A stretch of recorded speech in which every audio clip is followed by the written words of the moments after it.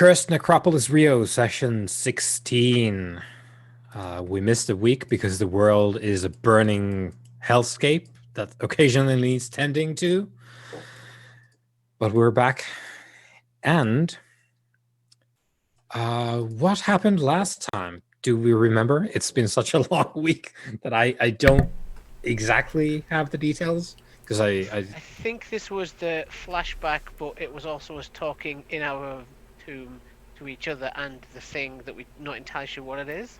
Yeah, it was the Mhm. flashback to Sarda Village in 1191, Mhm. where Indeed. we'd basically sort of helped this village grow and we'd cultivated it. And Khufu fell in love. yeah, my character fell in love with like this priestess. And to cut a long story short, we saw it all fall down when these like crusading knights came in and like wrecked the place. At the end of it, we sort of Khufu went to this cave where we'd been keeping the mysterious box that contains some sort of artifact of untold and possibly perilous power that we'd locked away. I was pursued there by Sobek, and at the end, because obviously having lost the love of my life and seeing all our works fall to nothing, I was like, right, I'm going to open the box. I'm going to grab this artifact. Maybe I can either use it or I can like devour it and absorb its powers. And then as we reached in, the memory ended, so we have no idea whether we actually got our hands on the artifact, what happened to it. Then we sort of like snapped back to the present, but we had that mysterious presence that was asking us like questions, and we were sort of like doing like a bit of like a sort of like director's cut like commentary of us in like the present day, like talking about what had happened, which is quite cool. Mm-hmm. Yep.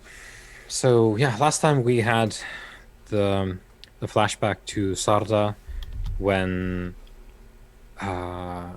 it is very different from your previous memories Yeah, that we have explored anyway, because it was a time when the trio, because Cosmo was there as well, had been prowling in the Levant for relics, as so many did at the time. You were accompanying your European cultists, and a chance encounter with a scribe in a ruin tracking an artifact, which said scribe had lain there as a sort of lure, knowing that Sobek would come looking for it, sent the trio to a different path at that point in time. And Sobek was questioning this, like, why? Why did we do this? And the presence, of course, we had some discussions back and forth in modern day while recalling the memory, and the presence that has accompanied these flashbacks mentioned that it would have been simple curiosity because you had already taken hundreds of relics during your existence to Duat, as you are bidden to do, and all you had to do was like forego one because the scribe gave you a choice. You can get a relic that he had placed in the ruins, or he would give you the way to remember. And you chose the latter because of simple curiosity, claims the presence. Right. And we are back in 2016. You are in the corridor that leads out of your tomb temple complex. You are in front of the Mirage wall, which continues to shine increasingly intensely this pale golden light out of the engravings on the wall. What do you do?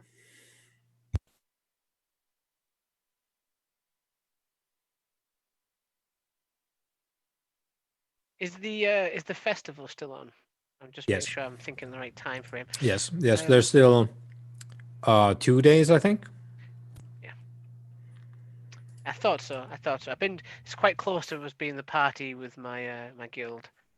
It was very illuminating. A few Yeah, sessions it's back. not been a long time though. We've had a couple of sessions because What is time when you live forever? yeah.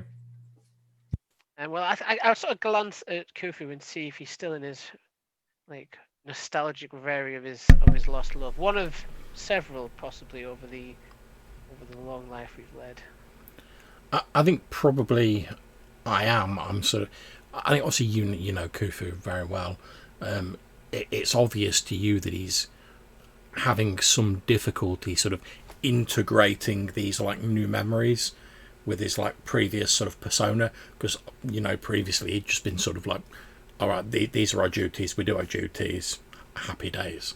Where and you saw like he started to become like a bit more amenable towards humans, like a driver, people in our cult, stuff like that. Like say he went to he like did the whole attack on like the urban police force place to like rescue the driver just 'cause he liked him. Yes, you did. Really. And so you've seen him becoming like a bit more human-like, a bit more sort of amenable to them. But that's very different from suddenly being like, oh yeah, actually, like the love of your life was there, and you were like quite happy, and everything was great, and then it all fell to shit, basically. So I think you can obviously tell he's having like a bit of trouble integrating that sort of new information. Basically, he's still sort of stood there, and he's like looking at the mirage wall with like a slightly sort of wistful look on his face. He's got like his hand held up to his chin like this, like he's almost like he's pensive or he's in thought, and he's just sort of looking over like the various depictions on the memory wall. So you talked in a very troublesome manner of taking a proactive approach to changing things in this world that we are shackled to for the moment. Yes, and whilst I'll admit I was somewhat carried away by the memories, I still believe there's wisdom in those words. After all, we've spoken quite disparagingly about the heartless, this parasite that just preys on mortal society. Oh, he's going to get his soon enough.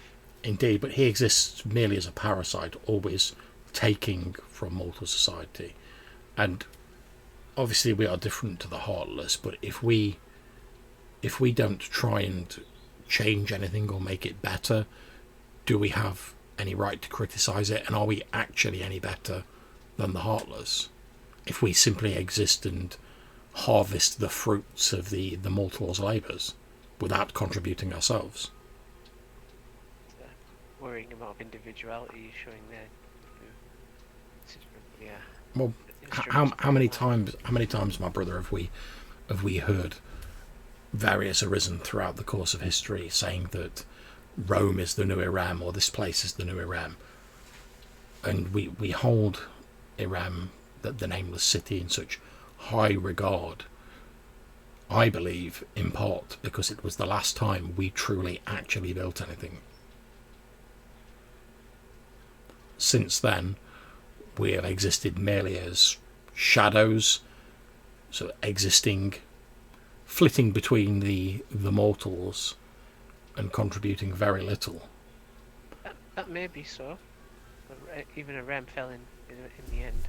Indeed, but as I said to you before when we were talking about our memories, just because it fell, does that mean it was worthless whilst it existed?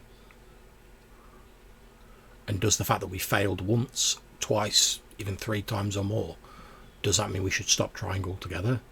After all, if mortals had had the same attitude, they would still be living in caves now. If they'd never sought to innovate or invent or build anything, and if no one had ever sought to build or invent anything, then the right that enables us to return time and time again to this mortal world would not have come about. We would not be here. There is some truth again to what you say, but these people they're heading towards some kind of destination, but I'm not sure it is for us to interfere with that particular group. I concern myself more with our Eremite brothers and sisters and what they are doing. They are under my, well, not my personal purview, but my judge implies that they should be brought to task on occasion.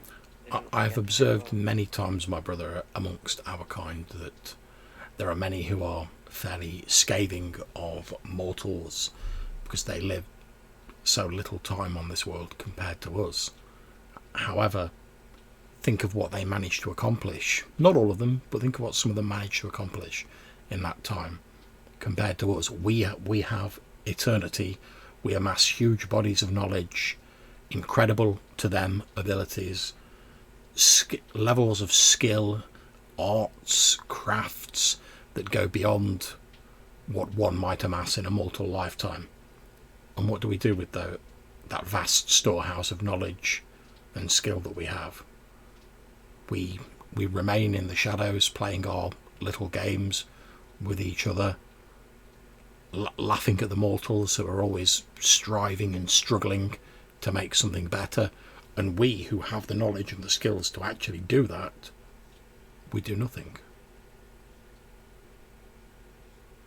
So I always get wary of putting myself in that kind of authority. I start to think like an alchemist, and I don't like to do that very often. Do not mistake me. I'm not saying that we should raise ourselves up above mortals and rule them, but I'm simply saying it is within our power to make things better for them, to enable them to perhaps ease their struggles a little, to enable them to go on to greater things, to benefit from the knowledge that we have amassed all those years. Perhaps it is their struggle, so you forget that is what gives them their strength. Indeed, take that from them. But take for instance, ancient Rome. Both of us recall ancient Rome. It was a good attempt. We remember being there. We have knowledge of those times. Think of how mortal historians struggle now. They're making do with half-remembered fragments, detritus from history, to struggle to know their past so that it can inform their future. Whereas we know their past, we are effectively living repositories of their history. To a degree. All I'm saying is that through us, they could learn the lessons of their past and perhaps build a better future. Given that we have this information, this knowledge, is it within our rights to withhold it from them? Because this is knowledge of their society, not ours. It belongs to them, and yet we hoard it away, satisfying ourselves with the illusion that we are somehow better than them, simply because we live longer and we have certain abilities.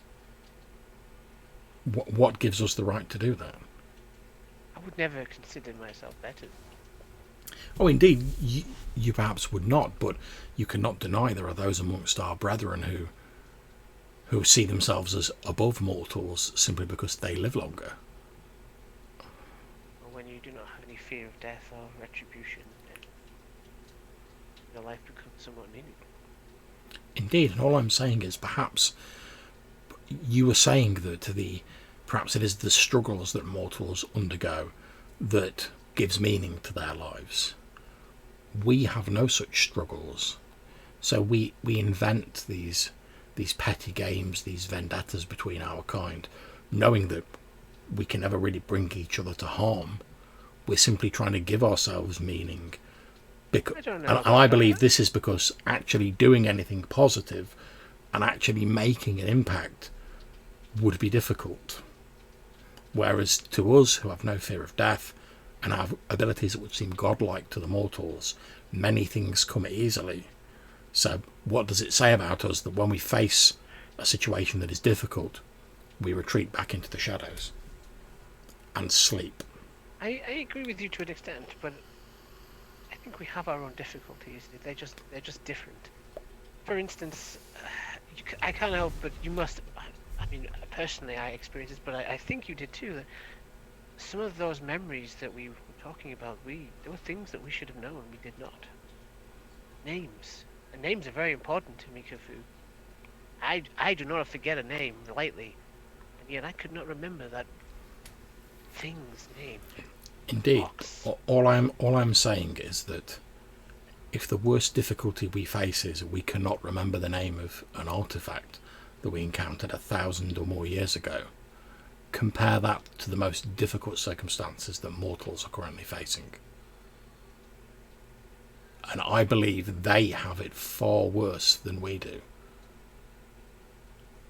And much as if I were travelling through a desert and I came across a man who was stumbling through the sands, dying of thirst, and I had hanging on my belt a water skin, is it right for me to say perhaps it's the struggle of him moving through the desert that makes his life worthwhile? Or is it better for me to reach out and at least offer him the water and give him that choice? Yeah, this is the whole deep philosophies of my guild. Khufu, it's a tangled web that you talk about. You say this, but that's the thing of unintended consequences, of how fate can unravel. Sure, you could help that person in this scenario you've dreamt of. You could. It seems like the right thing to do, in fact. But perhaps if you did not, that their desire, their need, a necessity to find substance would enable them to make a discovery of gaining substance from a plant that they discover, or finding a place long lost to their kind, and a rediscovery which leads to a whole web of new eventualities. We have to be careful. For me, it comes... I see what you're saying, and it does you credit that you've rediscovered some of your fanciful notions from when we were on our gap year. I'm not quite sure I understand the phrase gap year, but I think I get your meaning. For me, when we boil it down to its essence, it comes down to a very simple thing. I would rather try and do the right thing and take action and be proven wrong or mistaken than do nothing because I am afraid.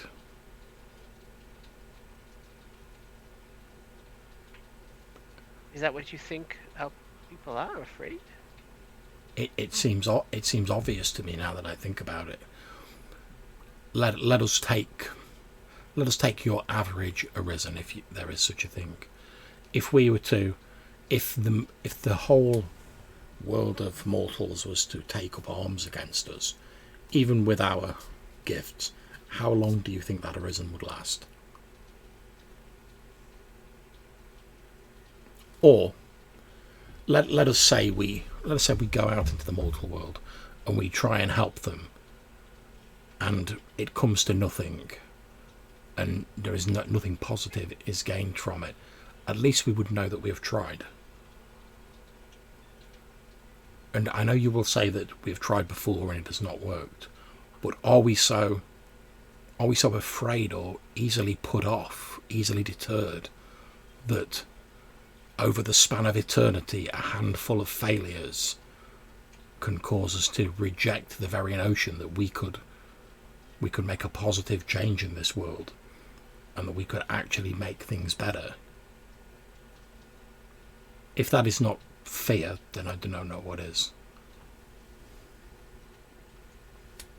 See, I always thought part of our problems is the fact we do not remember, and we spend a lot of our time with a single focus when we awaken. I can remember this much now because I've been hanging out here for some time, and I've had a chance to regain a bit of myself. Okay, well, in that case, let me ask you another question. If, as some of our brethren, not all, and I do not say that you believe this, if some of our brethren are right, that mortals are so worthless and so far beneath us, who is it then that wakes us from our slumber, that has the ability to bring us back to the world of the living? Who is it that gives us purpose, accepting the fact when the Sothic wheel turns? The judges, of course. But who is it that rouses us, who causes us to wake from our slumber? It is our cults. It is the mortals. That is an interesting point. I have pondered this. If we are not meant to help mortals, why have the judges allowed us to give knowledge of how to rouse us to mortals? It is a paradox, on which you may be just becoming aware that even such as us that live for so long, that we are hard pressed for time. when we're actually awake. You don't always know. Indeed, and that is why I believe that we are more similar to mortals than we might believe. As you say, they have a short lifespan, but whilst we return, our memories, our current span of wakefulness may only be but a short time. So isn't, as with the mortals who try and do as much as they can and as best they can with the short time they have, should we not do the same with the short time that we have? After all, as we know now, Walking a dangerous line. when this period of wakefulness comes to an end, both myself and you will return to slumber. We may wake in 10, 100, 500, 1,000 years' time, and we may wake remembering none of this. We may be entirely different people because our memories are missing. In effect, the people we are right now will no longer exist, because the unique memories, the experiences that we have now may not be present. So in a way, is it not a little death of sorts? So should we not also attempt to do, whilst we're here now and we have these memories and this knowledge, should we not at least try and do something with it? Or is our purpose simply to follow a selection of rules, acquire relics, and continue to do this until all the people on this planet are dust and the sun has faded and we are the last rulers of an empty, desolate ball of rock floating through space? This is why one of the reasons I don't hate mankind. I wrestle with the same kind of issues.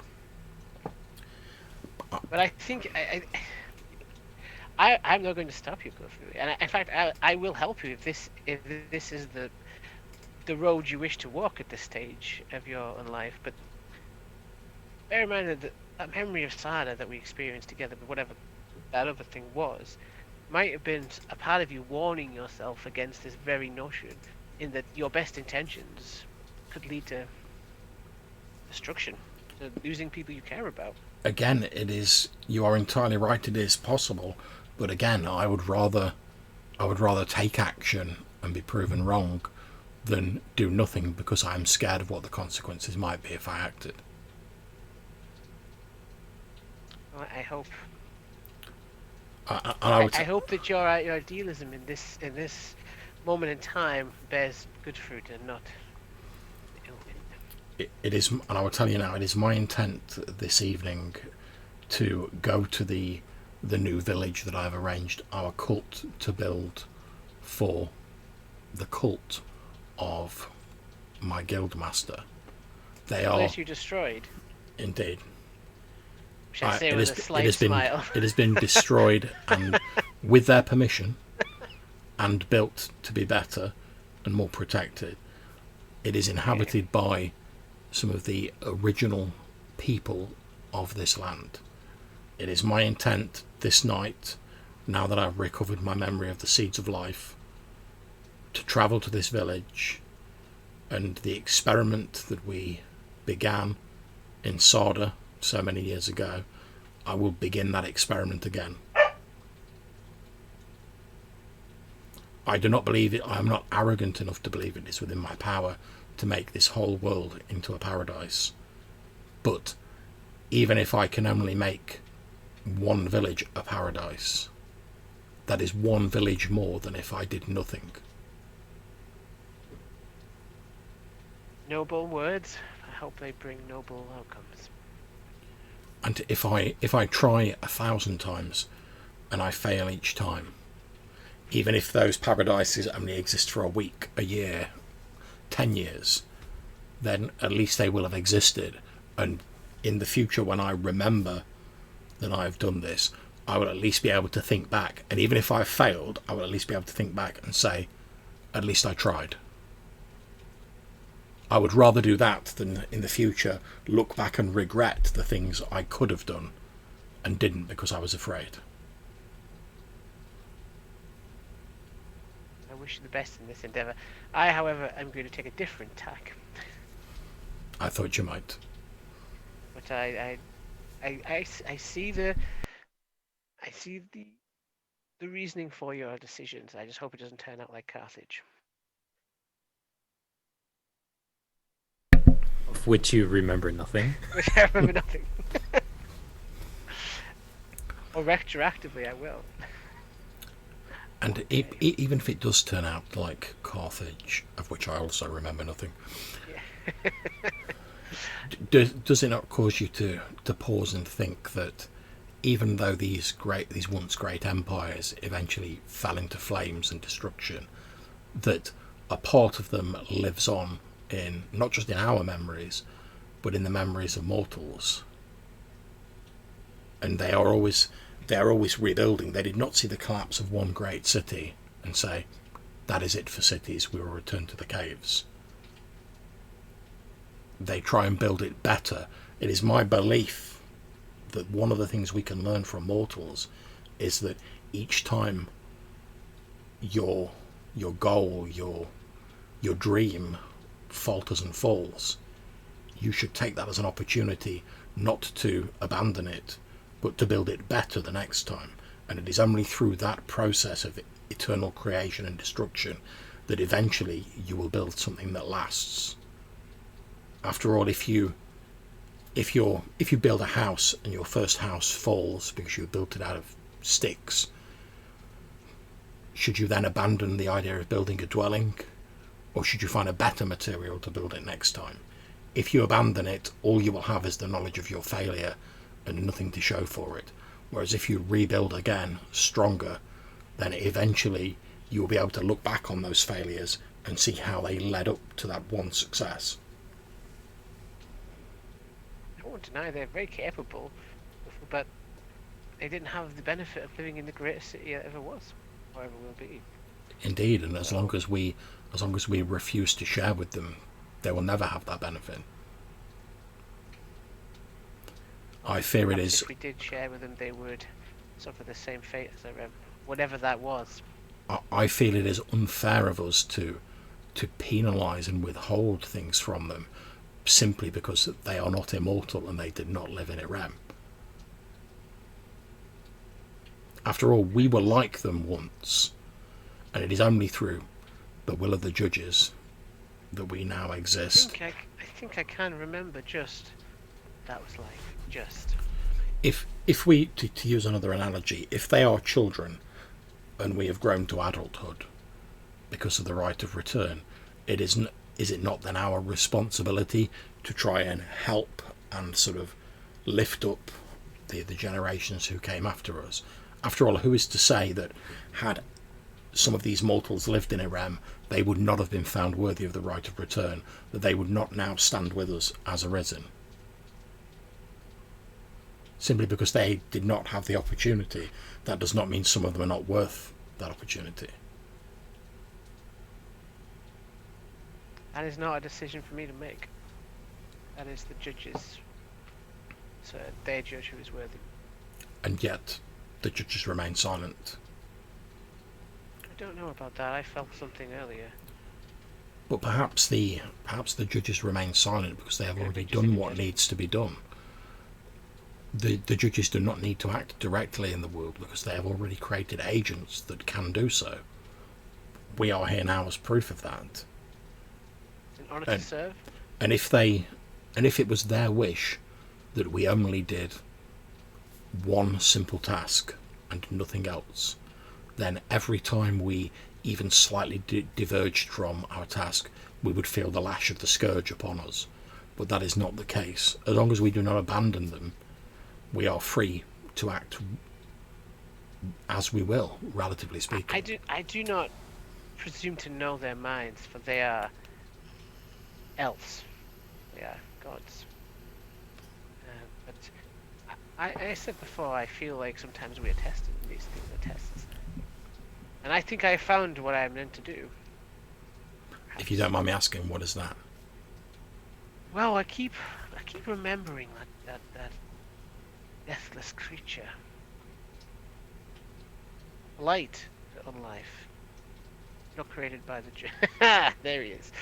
For anyone listening, he's just showing up from Roll20. It's alright, they can see it. Good.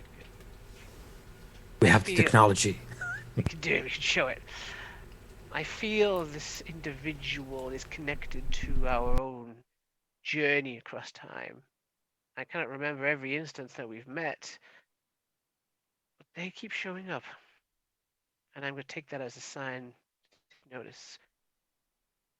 If they bear relics, they will be returned to the judges.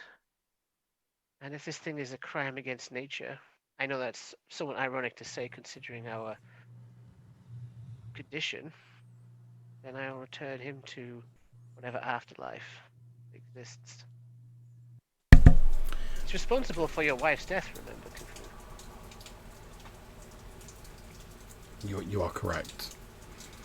However, I have two things that I must deal with first. One is the village that I've just spoken of.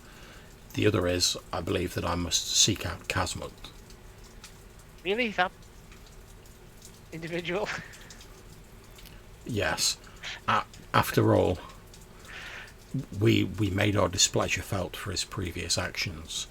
We are all immortal. It is childish of us to hold a grudge for eternity over something like that. Grudges is pretty much this in our entire society now. Indeed, and perhaps that needs to change. I would agree. It would be a lot less paperwork. I love paperwork. Without someone willing to make that first step to start that change, things will ever remain the same. So therefore, with the knowledge I've now gained, I feel that although I disagree with the lengths and the extremes he went to, I can at least somewhat understand his reasoning.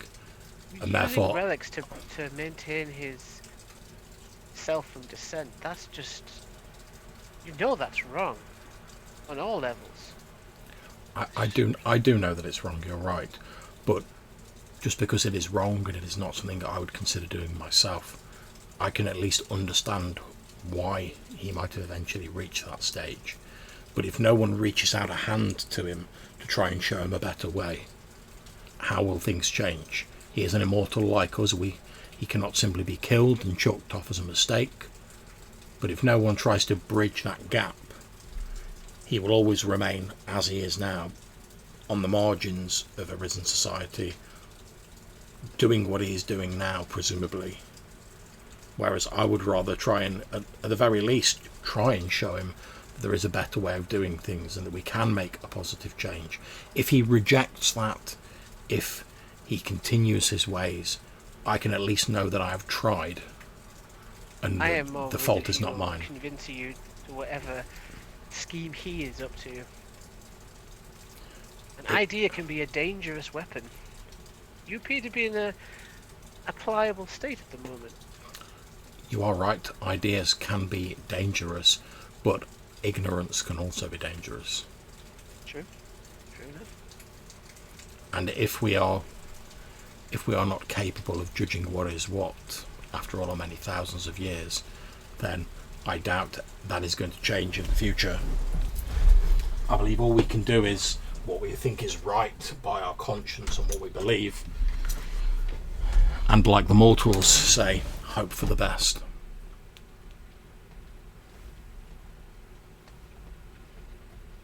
So what do you intend to do this night, my brother? I tend to get the cult together and to double down on my efforts about this individual. I don't want just him. I want his organization. I want to know the things he's doing. I want to know how deep his claws in the city go. And then I'm going to start pulling on those fingers one by one. Very well, but whilst you do that... Unfortunately, if anything's been in this city more than a couple of decades, then the chances are this will come under in some way of the Red Sparrow, so that could be diplomatically difficult. We'll see where we go. I will tell you, whilst you do that, my plan for this evening is to summon the self-same spirit that I dispatched to pursue Casmut. I will then... Captain? No, sorry. It was a different spirit. It was the... I will then attempt to bargain with that spectre to find out where Casmut went afterwards, and I will then try and track him down. Spirits are your affairs, I do not interfere. Now, I will highlight something here so that we can determine appropriately what we want to do. your utterance that I presume you're going to use to summon the spirit, you need the same spirit. Presumably, that was the entire idea. You need the one that was on board that plane. And you need to know their name or have their anchor to do that. You have neither, but you created an anchor. I was going to say that was going to be what I was planning to do. Yep. I anchored it to the aeroplane. Yeah, to the plane, a panel on the plane, Yeah. and you need to go find that. So my plan is basically to try and find some wreckage from the plane or something like that, and then use that to summon the spirit. Yeah. So my first stop is basically going to be my cult and be like, right, there's a plane that crashed just outside the city on this date. I want to know what happened to it. Was it taken to a scrapyard or a salvage yard? Was it repaired? Basically, find me that plane. Yep. Or what was left of it. Mm-hmm. You might have to go in the ocean. It was going north, so not on to the ocean. So it was heading inland. So, all right, and then Sobek, are you asking your cult to do these things? You're sending them out to presumably do research and. Yeah, I would like to go on like the offensive myself. I'd like to go out and go see this guy or go to his thing and just nose around myself. However, being someone who's been awake long enough to have a sense of tactics and aware self-awareness, despite I'm not second 10 like bow down before me, bitch. I'm aware that doing that might, arouse him to my presence because I'm what I am. So to do it softly first, kind of to use like the mortal instruments before I actually go on the field. That's essentially my thinking there. But if they go, oh yeah, he's got a warehouse full of relics, then I'd be like, time to go shopping, boys. Well, you do know that he is he has a title in the local sort of, what was it called? The sort of I've entirely forgot what the department was, but he's tied up in governmental. Yeah. He's basically he works in a ministry capacity for, I think, the Ministry of Culture. Has a particular branch which is based in the National Library. I'm working with the assumption as well that he's probably met me some other time, so if he sees me, he's going to know who I am.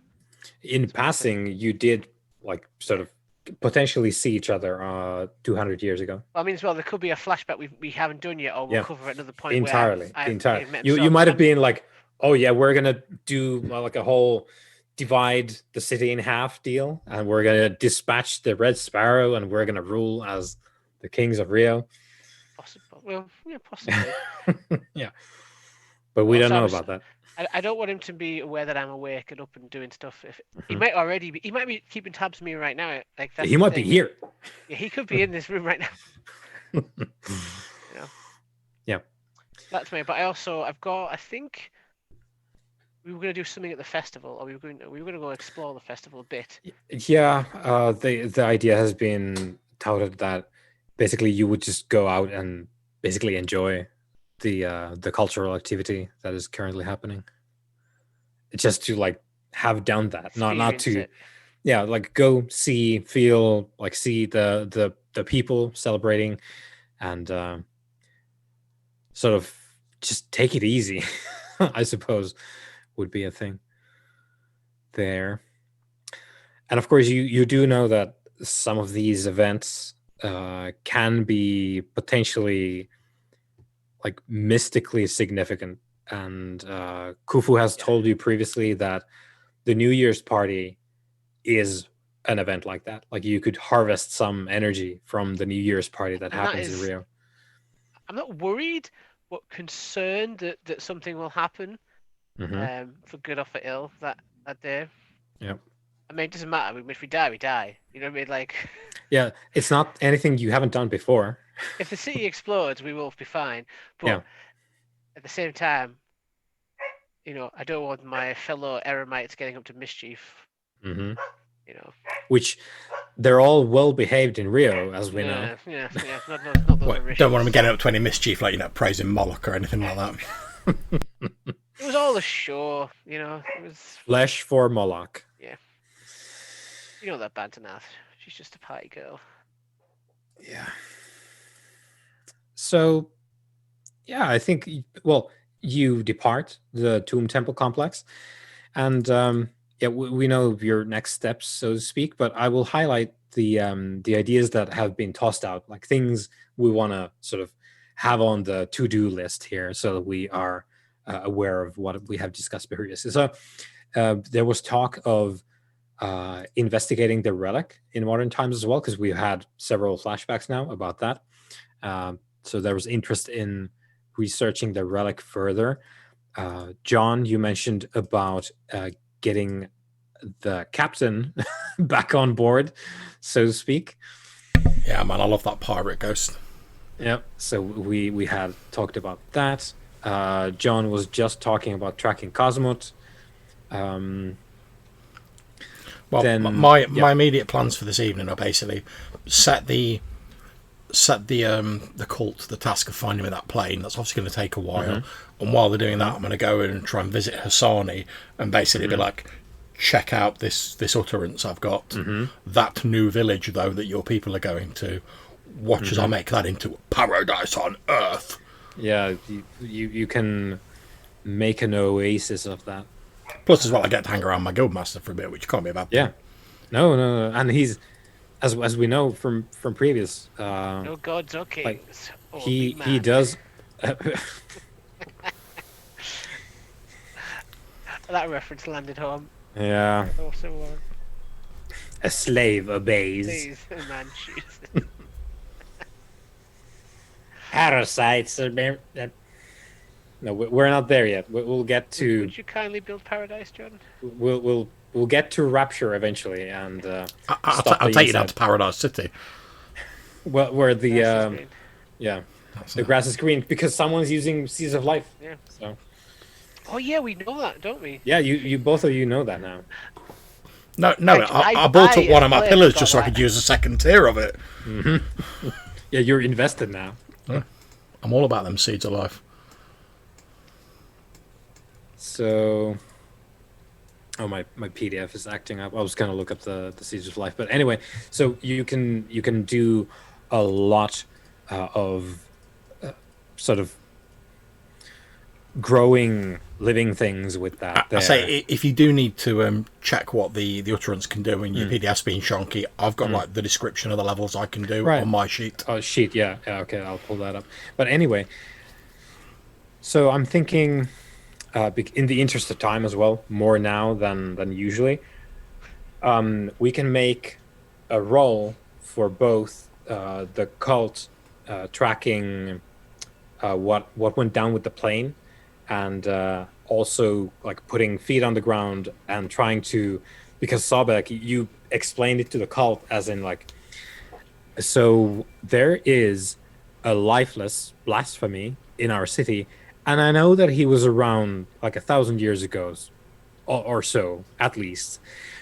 So chances are he's gonna have a organization, so we need to put up the cork board and get the twine out, and we're gonna make a conspiracy board here, so you can get that started as well, and we can do a roll on But that. also, I know that the thing he had is in a place that's here now. Yeah. So he might be connected to that, and I know what he looked like on several occasions.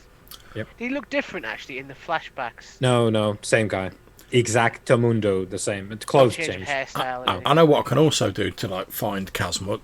I'll get the cult to like put out some like information on like the public internets that I've heard is all the rage amongst the mortals nowadays, and basically just get them to put out like amongst other stuff like a few lines of text in like as near as we can get to like old Aramite using like modern characters, and basically with our sort of memories of recent times, put in like some reference that like Casmut would understand because he was with us, and basically sort of like put out there, you know, like, I know we've had our differences, but basically I want to meet and talk. Get him set up like an anonymous like email account.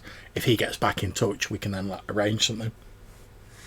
Yeah, Like basically put some like passphrase in it where it's like some sort of memory that like we share, which I know might be difficult because he might lose that memory, but I know he's keeping himself awake.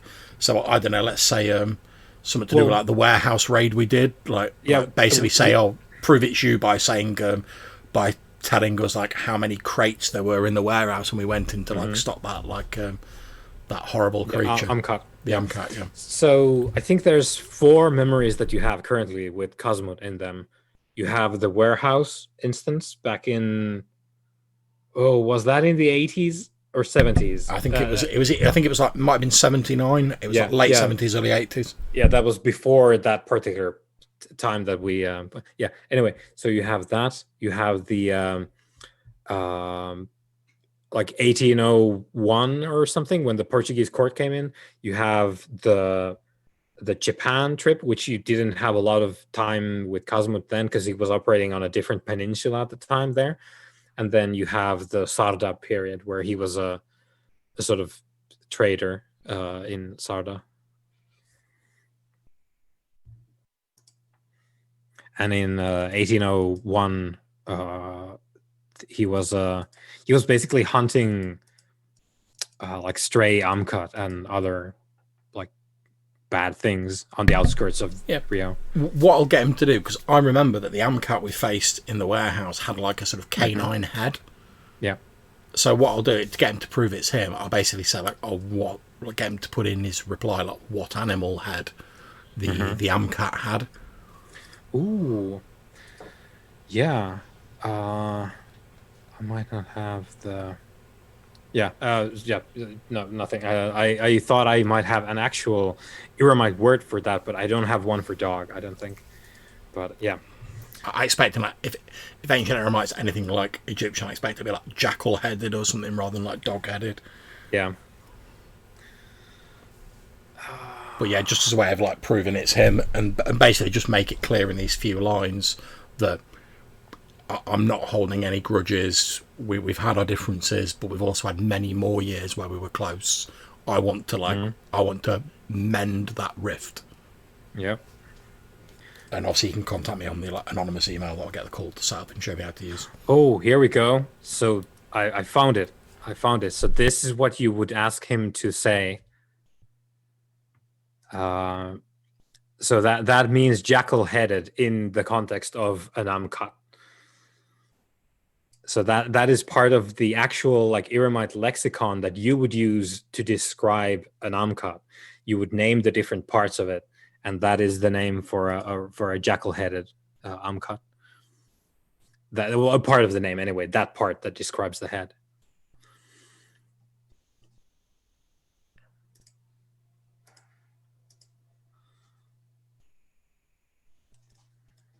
You're muted, by the way, Matthew. Yep. Yeah, I was letting John do his thing. How was it? Expat.rio. Yeah. It's been a fun campaign, guys, but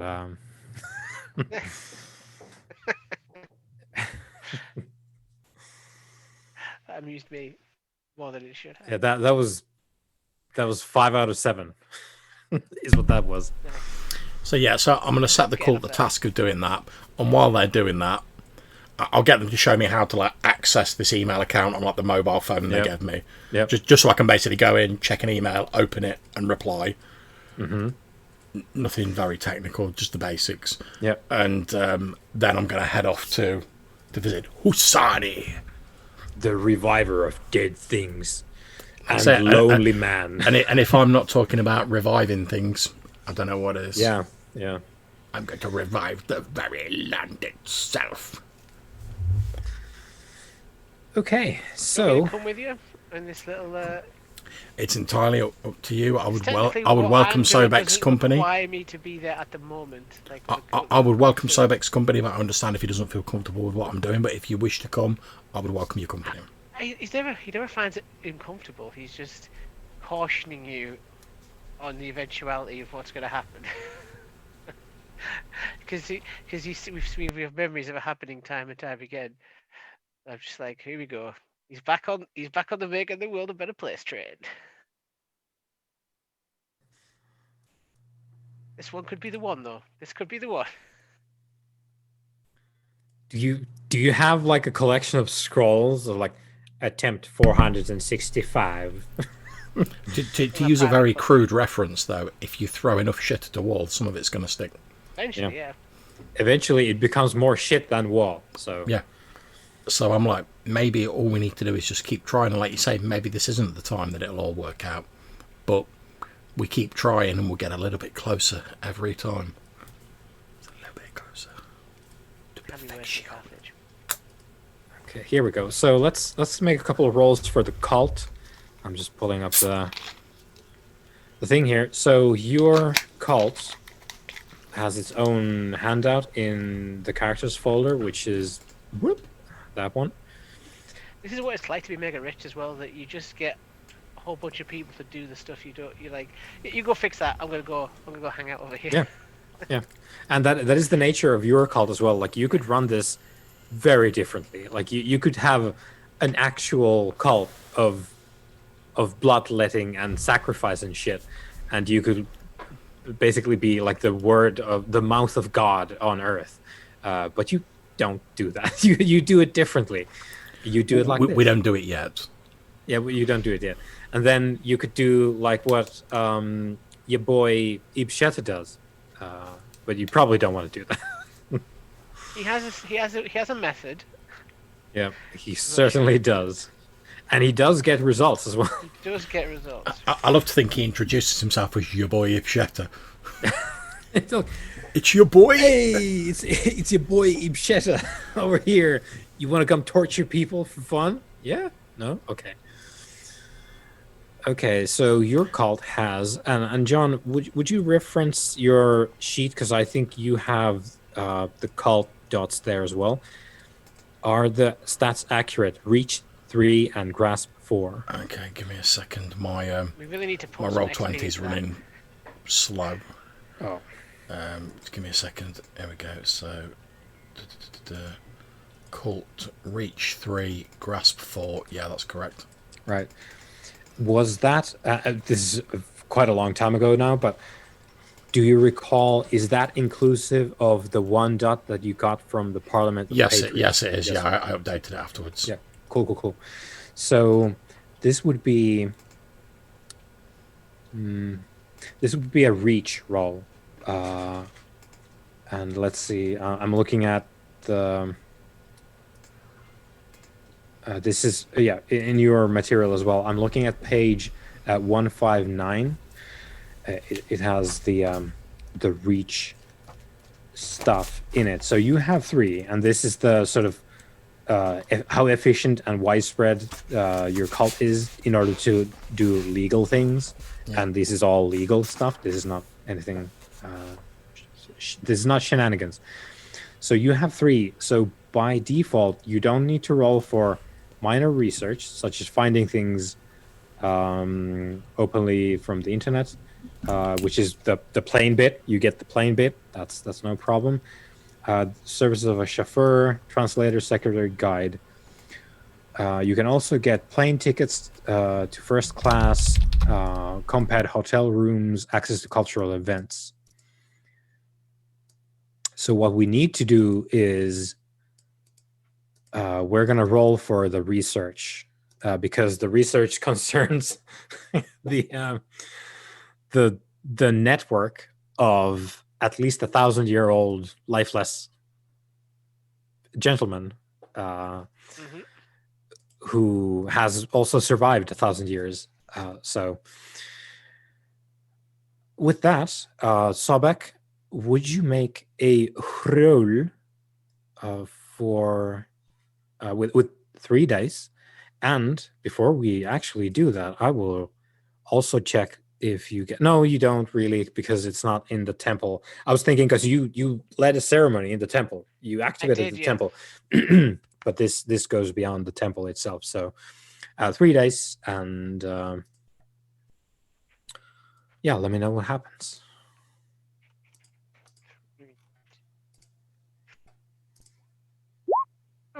Oh, that's that is a success. Oh, I see. Oh, it's good. There we go. Do I get to roll again because it's got a 10? Uh yes. in this case? Yes, you do, because they explode. Yeah. Nah. Okay. Oh, Yeah, you're good. You're good. Doesn't a 10 just count as 2 successes in New Order? It's the again rules in New World of Darkness, and I will look that up now. The doubles thing is in V5. Right. I know that much. Fair. That's probably what I'm getting confused with. Yeah. And that my entire frame of reference for this is that I know that there are effects which lower the X number again, and by default it's the 10 to my understanding. So, right, you got 1 success and Sawback disappeared. So we'll get on to your stuff then. Sweet. So on the map, John, if you go to the upper left, you will find that the map ends eventually. So beyond this, sort of to the, not really to the northwest, but let's say, I don't have my terms correct, but I believe it might be called like north by northwest, like the portion between north and northwest. So there is where the plane dropped. Let me get my notes back up here. So the plane went down in the Tingua Biological Reserve in the Sierra de Tingua Mountains north of Rio. So there is a, not like, we're not talking the Himalayas or anything, but it's a fairly mountainous region, and there's a portion called the Tierra de Tingua. It's Sierra de Tingua, sorry, the other way around. And there's a biological reserve, which is a particular like Brazilian type of protected area. And an area of natural abundance, you say? Go on. With hiking trails and that kind of thing in there. And the plane dropped, and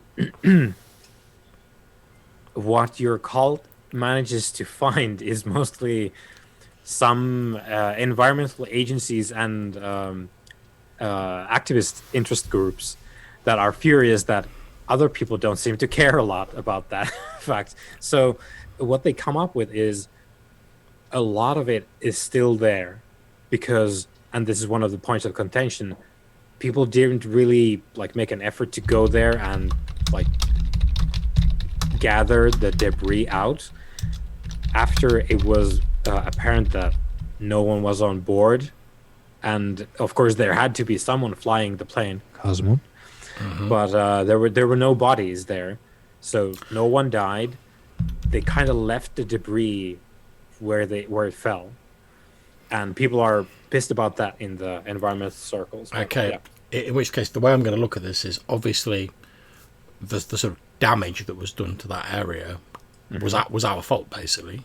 So we caused the plane to crash. Well, I caused the plane to crash. So what I'm going to do is, since we can gain access to like cultural sort of events and places, is it possible for me to use the cult to gain access to the reserve? Oh yeah, and it's not restricted in that way. It's kind of like a national park status, that kind of thing. You can go, but don't leave your trash around. In which case, what I want to do is, because I presume like the cult to sort of like filling me in on the details of it. I'm going to get them to find a time when like it's less busy, you know, like when there's less visitors there. And my plan is I'm going to travel there to where the plane is, pocket like a small piece of the wreckage that I can use, and then I'm going to plan to use my newfound ability to effectively try and undo some of the damage that was done to like the environment. I'll leave the rest of the wreckage there, but you know, like how when you see like an old wrecked vehicle and over time like nature reclaims it, effectively I'm just going to try and use the seeds of life to like speed that up almost. And also, just to give us context, because we didn't really talk about that, it's not a massive plane. It's a fairly small, like a little microlight. It's not like a what do you call it, biplane. it's it's not like that. It's an actual plane that you could put some amount of cargo into as well, but it's not a massive hauler or any like you could fit, let's say at a stretch 40 people in that space, but it's not a large plane. I'd have loved it if we'd have found that Kazma had like a Madam for ancient sort of aviation history, and he got Yeah. some shonky old like Wright brothers like biplane, and was like, Yeah. This is the goggles and yeah, the leather the scarf cap. behind him. It's like toodaloo. I'm off Shocks now. away, boys. I'm off to fight the Germans. Right. So, yeah, you can definitely get on that. Of course, they will let you know that if you go there by night, probably not going to be anyone there. That's fine by me. And Sobek, thou hast returned. Mhm. And what was that? You got one success. So I did. what you get is that indeed there is a person called Aristides Borges who is working for basically some kind of directorial role in the National Library in Rio, where the office is, where also the Bible, which you know to be a relic, is. Mhm. Uh,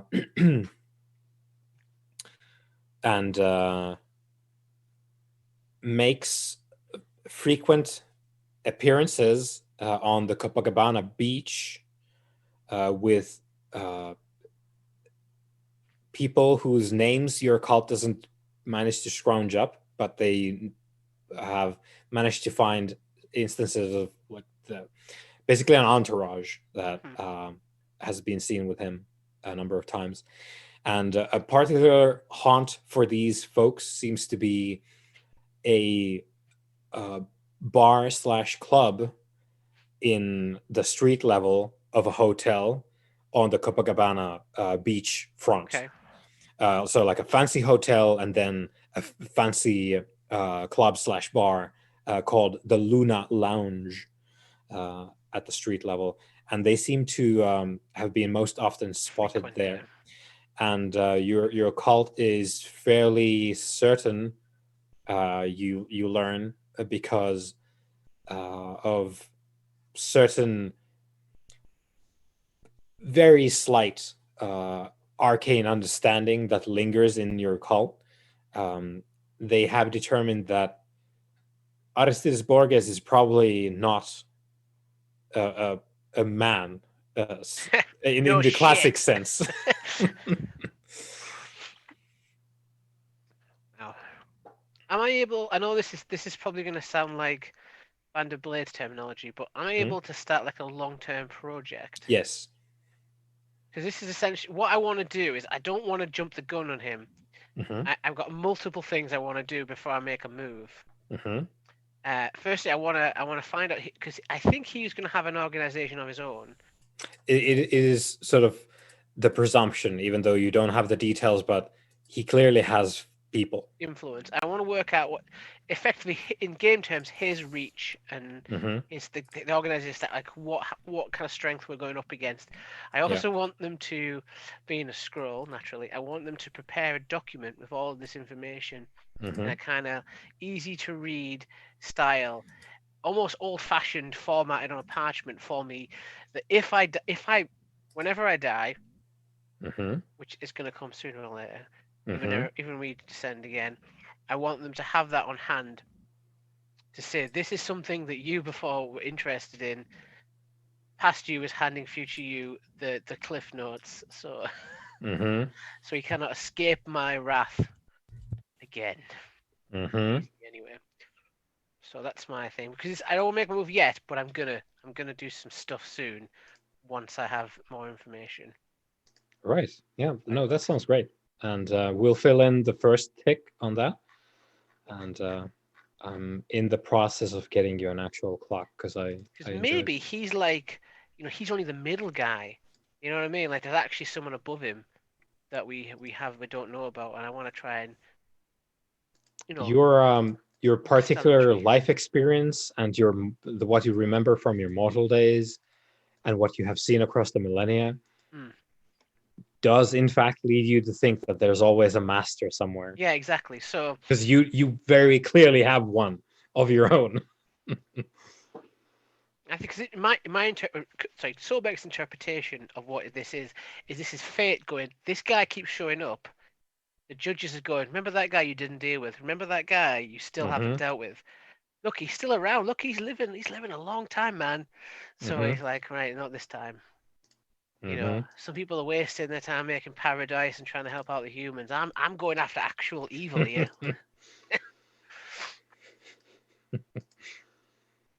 You know, if this guy destroys John's village again, I'm gonna say I've told you so. Because it's literally just repeating itself, but then I'm gonna be like, come on, brother, let's go kick his ass. Yeah, how would I even grow a new village? It's not as if I can cause sort of miraculous bounty to spring from the very... Oh, wait.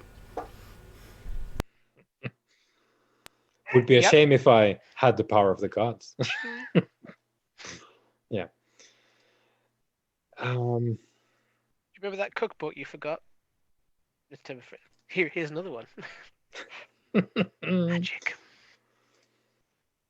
Right. I don't remember where I put the clock graphics, so we'll make do with a I mere know text. World Darkness doesn't operate on those terms, but it just seemed like the most easiest way to explain what I was trying to do. No, and it's perfect. Like, clocks go in any game, as far as I'm concerned. They are a fantastic way of contextualizing all this. So what are we calling this? We're calling investigation into I was going to call it the root of evil, and just because I'm yanking it up, I'm trying to find out where this goes. the root of evil.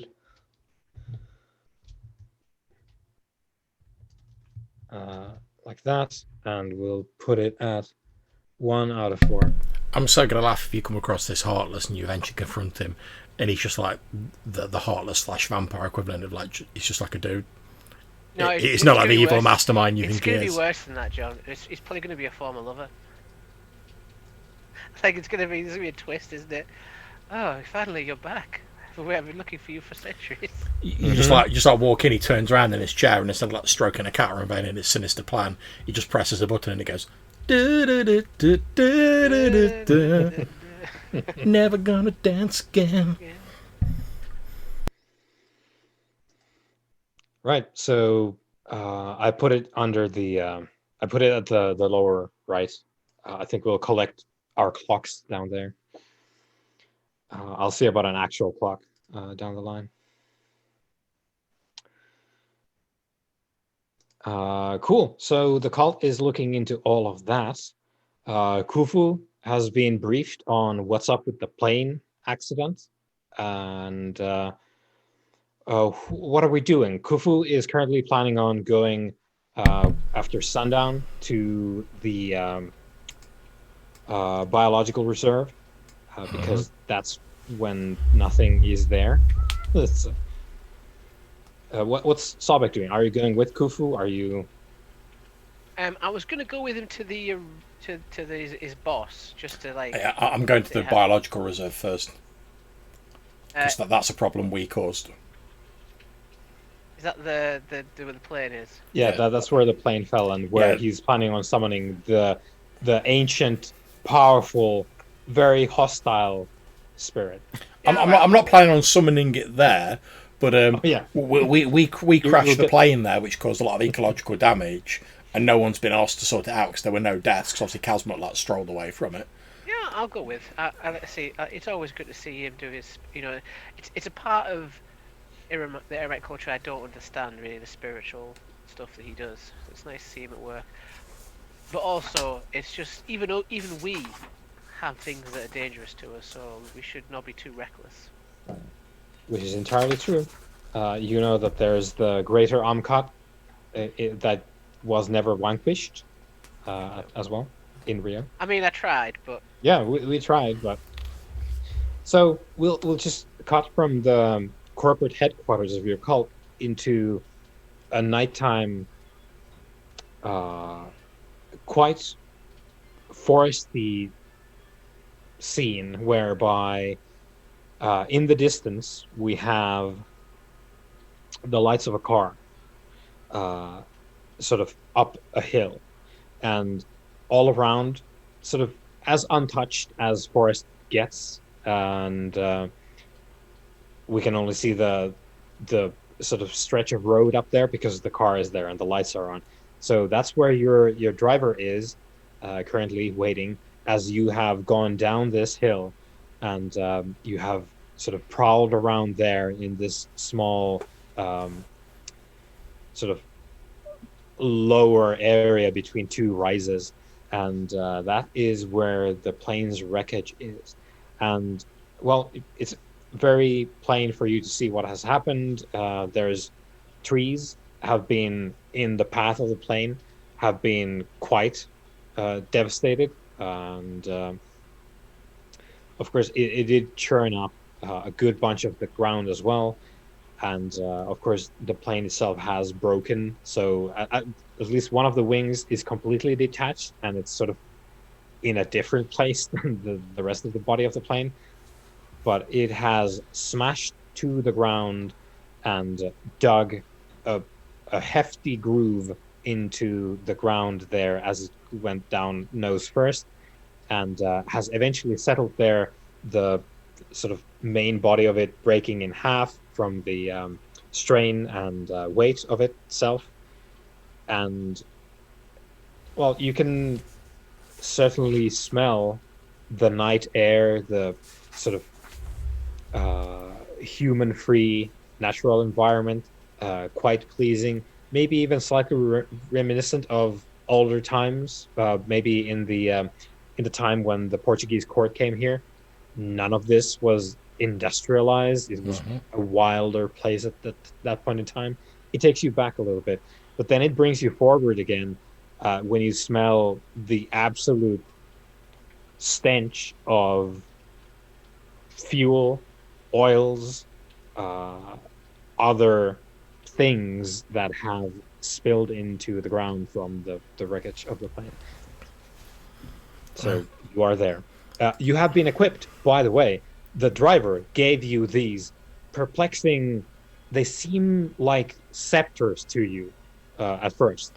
Black, gleaming scepters, seemingly made out of some dark, mysterious metal with a small glass thing at the end. And the driver has instructed that you twist the end a little bit, and it lights up with the light of the heavens itself. Excellent. You have mag lights as you go. Splendid. So my plan is, as we head in, I'm going to head to where the plane is, and using my sort of innate death sight, I want to look for the bits of the plane that are like lit, that are serving as the anchor for the spirit. Yeah. And I'm basically going to try and find like a small piece that I can pocket. Is what I'm looking for. Okay. Let's get a wits and investigation. Sobek?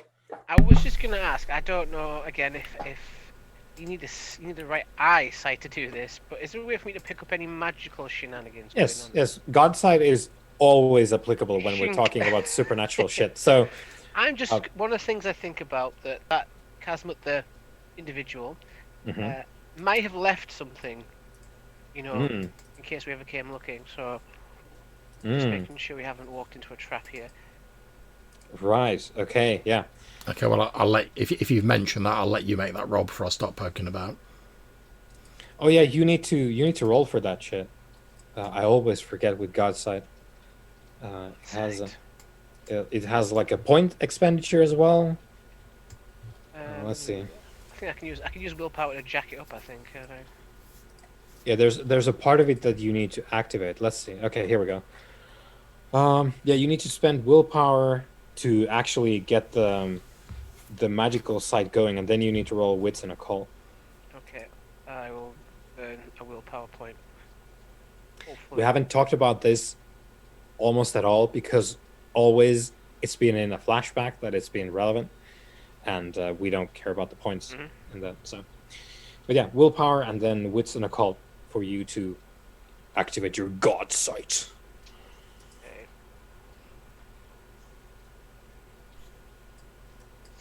Cool. Yeah, I don't get the +3 though because it's just been used to activate, right? The +3 is what? When you use willpower, you get a +3. Oh don't yeah, you? no. Just checking that you don't get Yeah. the 2Zs. Yeah, 3 successes though. 3 successes That's pretty good sounds for me. great. Yeah. Okay. Let's see. That's one of the reasons I came with, because my brother is he's direct. He does not think too quickly before he gets there. Not an insult, it's just an observation. It's fair. Man of action. Hmm. I'm just waiting for you guys to go. You are surrounded by a symbolic circle of power, which you are now inside of. Yeah. You put the glasses on. Oh, It's not good. yeah. And through Yeah, the wind through the trees seems to whisper, Astigia Borgus. Mm-hmm. Okay. So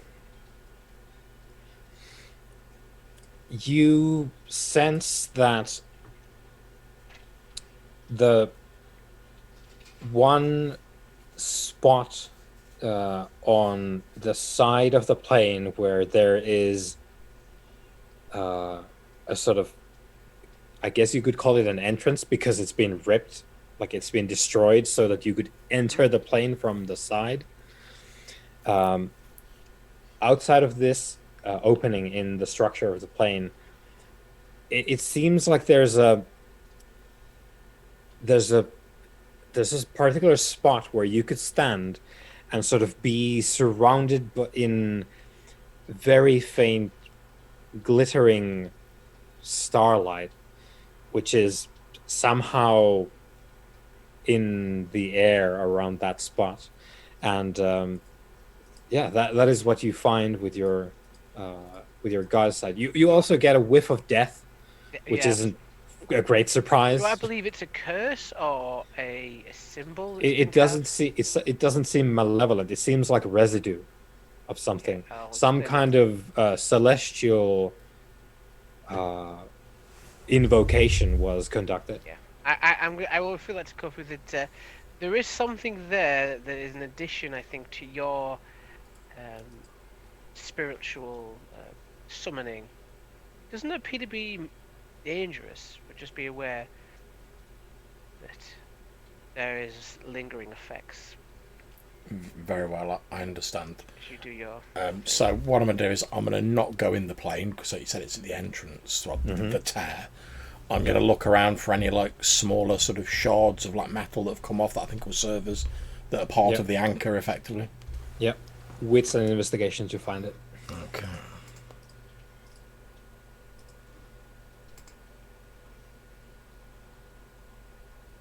Yeah. Oh You find the you find the entire pane. So what you have is this, and sorry to anyone who knows about how planes are built, I'm not sure what the outer material is. I'm gonna guess it's aluminum.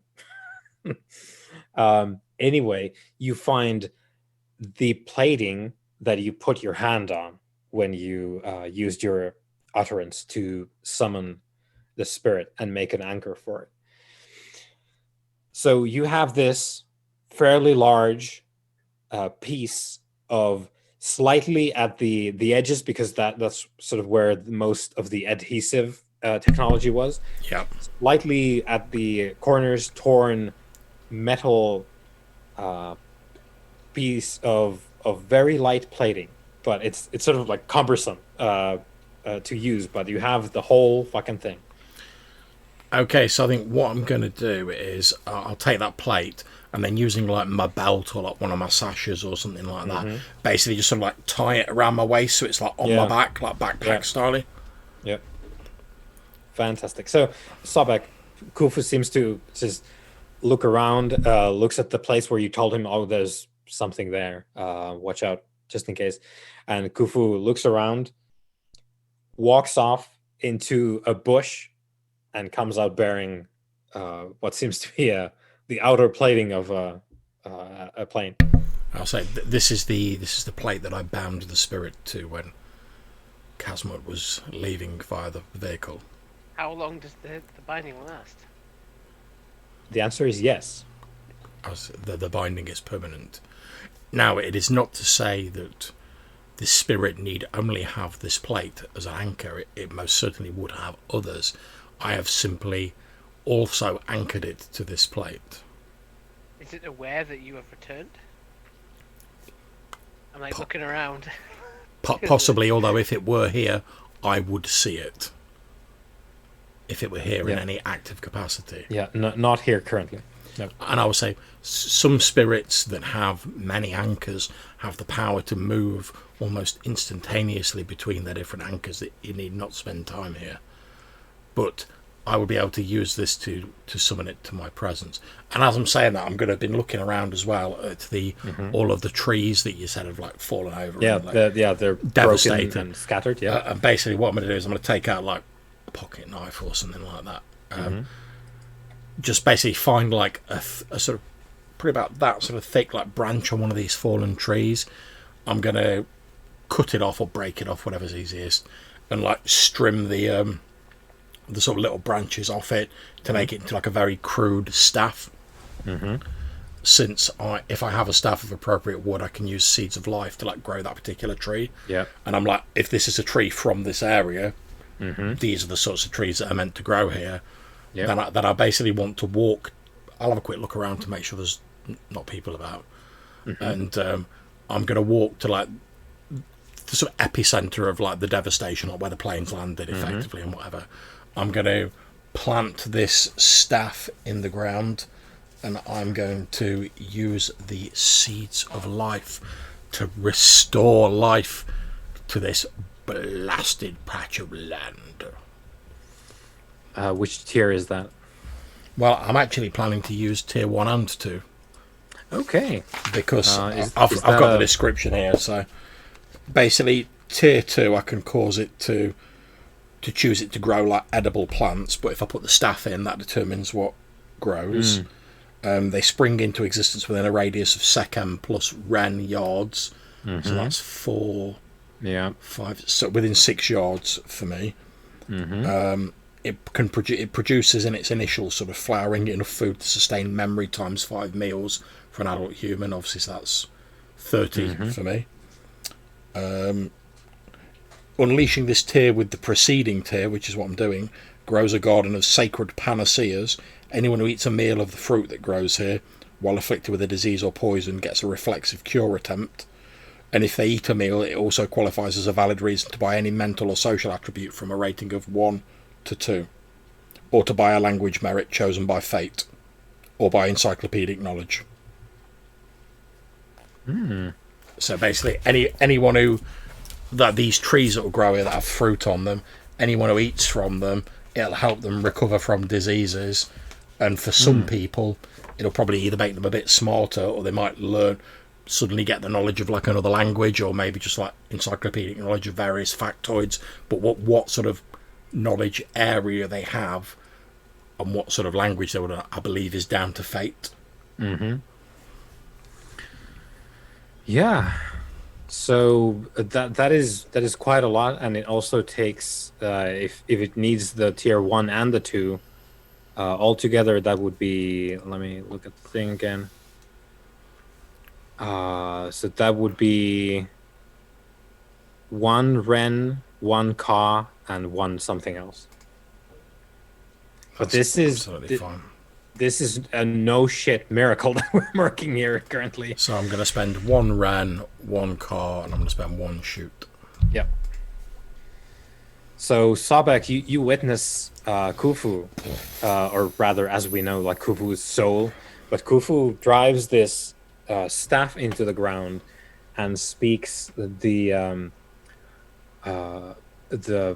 seeds of life utterance, and there is a palpable release of power, as is usual, accompanying these utterances.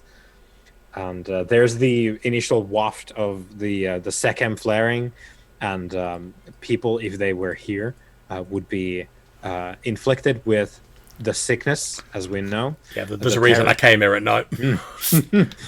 The terror of the underworld, but there's no one around. So the flare goes. Camping. Yeah, there's going to be a camper who's going to have a very bad night. And also, just in case it becomes necessary, although it can do like a meal of these like miracle fruits for like 30 people, as long as there's water and growing conditions, which I assume there is because there's trees, they will keep sort of regrowing. But after the first crop, anything else that grows is like purely mundane. Yeah. Yeah, so the cleaning crew who comes here first, starting to actually clean up the plane, will be like, I guess I'll take a break and have this. Oh shit! I love the thought that like all these like, cause I'm assuming that, I don't know, I may be wrong. This is what I'm assuming. I'm assuming because it's like a biological reserve. They've obviously not got a great deal of money, or they'd have cleaned this stuff up. I'm assuming they've got like a lot of volunteers and people who help out and stuff like that. So I love the idea that they're like, oh, no one's sorting out this wreckage. They turn up one morning, they're like, oh, there's like a mini forest here. What's going on? Well, let's have a think about it and eat these apples, and they all come out as geniuses. I love that idea, because then that's not only are we curing the damage that we've originally cured, we're then helping those people to make this place even better. But we're not sort of like just like standing up and being like, I am God, do what I say. We're just enhancing your natural abilities. You do what you do, which is what I'm all about.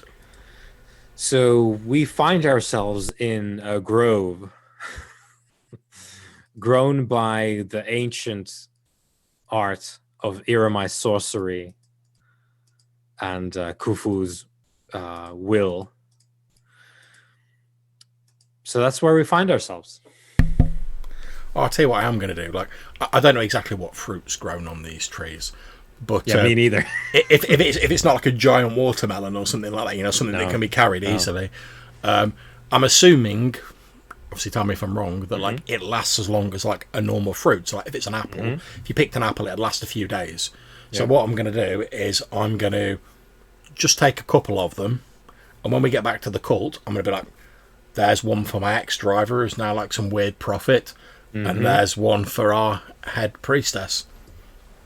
Right, like, eat them. It might boost your abilities. Worst case scenario, you just ate a nice apple. Yep. That is entirely fine. Okay. I'm just doing a quick search of like what could grow there. Does it just create fruit that's native to the area that it's... Normally, it's if you just do it, it's like determined by fate. But because I took the staff from a tree and put it in the ground, it grows that type of tree. But whatever grows always grows fruit on it. So some fruit native to this is going to grow there, and I'll look that up. Melons. Yeah, I'll have to. No, kiwis. I'll have to look into that, because That's absolutely fine. I don't think it's a major thing at this stage. No. But it's just like something I personally find very interesting. Like, what is the apple of our Eden, actually? Yeah, I mainly wanted to know because I was like, oh, am I going to be like tucking a couple of apples in my pockets, or am I walking out with like a wheelbarrow with like watermelons? Yeah. This is like, oh, this massive pumpkin. Here you go. Yeah, tuck in, guys. Yeah, you need to eat the whole thing. It's like, oh no. I can't take any more pumpkin soup. Please, like, no. Please, exalted one. Yeah. No, you will be smart. Eat your miracle fruit. Yeah. Right. So, we have made the sacred grove of Sierra de Tingua, which is going to bear miracle fruits. And with that, we are done there, as we have the anchor plate. And what next? Or what does Sobek do watching this? To me, it just feels very familiar. So you're so stood there like going like, yeah. Well, I'm stood there going like, spirits of the wild of nature transform this blasted heathen to a new Eden. Just give it a still fresh. You're there like, oh, I've seen this so many times before. And just as a little bit of a Brucey bonus to like drop in there, say back, anyone who's at this fruit, if I have to make a social roll against them, it's a -1 difficulty. Because they're drunk of my power. Ensorcelled by my will. I mean, I'm conserving the habitat of. Yeah. If you keep doing this though, does it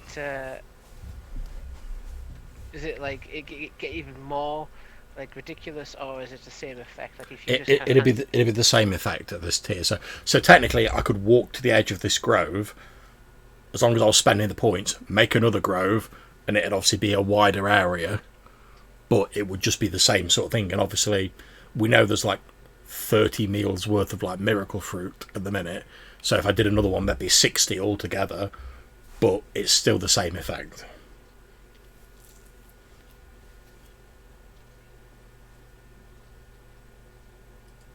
I'm just looking at it, kind of eating the fruit, wondering if it reminds me of a garden in Eremite or something like that. You know, like you've got seeds of life as well, right?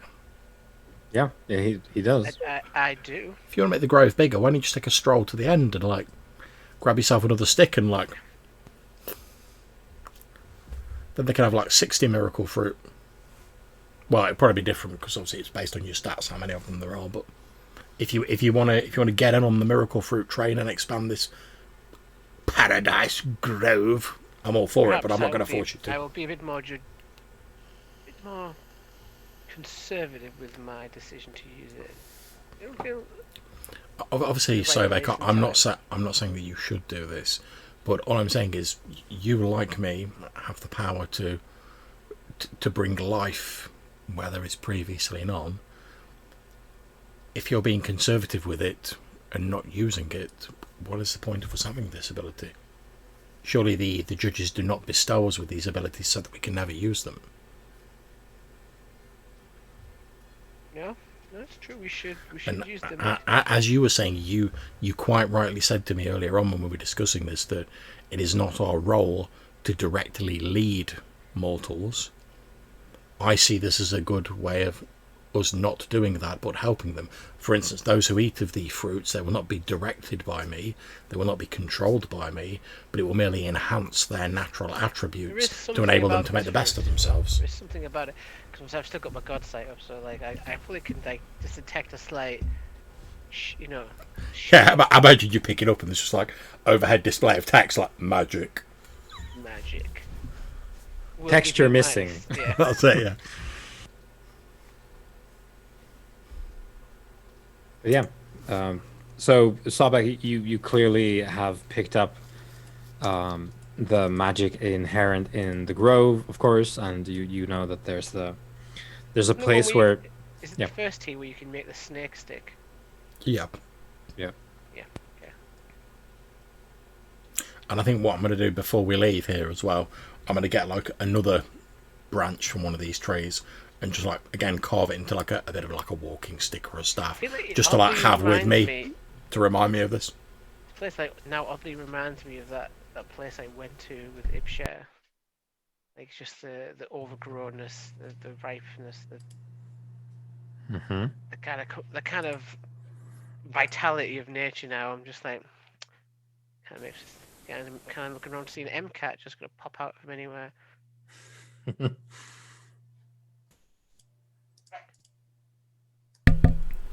Very well. I believe my work here is done for the moment. Do not exhaust yourself in this endeavour, brother. Remember, our ability to perform these rites is finite. Indeed, I have only one more need to cast forth the seeds of life, and that is at the village that Hassani's people are now moving into. I'll observe Kofu as well. I kind of gauge his condition. If I can gauge his second level, like make sure he's not. You know that utterances don't exhaust Sekhem, so this is something that expends his own Pillars. spiritual reserves. Yeah, the pillars of his soul. True. There is a limit. Okay. Yeah. Let's go meet your. It's off to see Hassani then. I know where his cave is. I know he was into some like major research when I last saw him, so I'm expecting he's probably still in the area.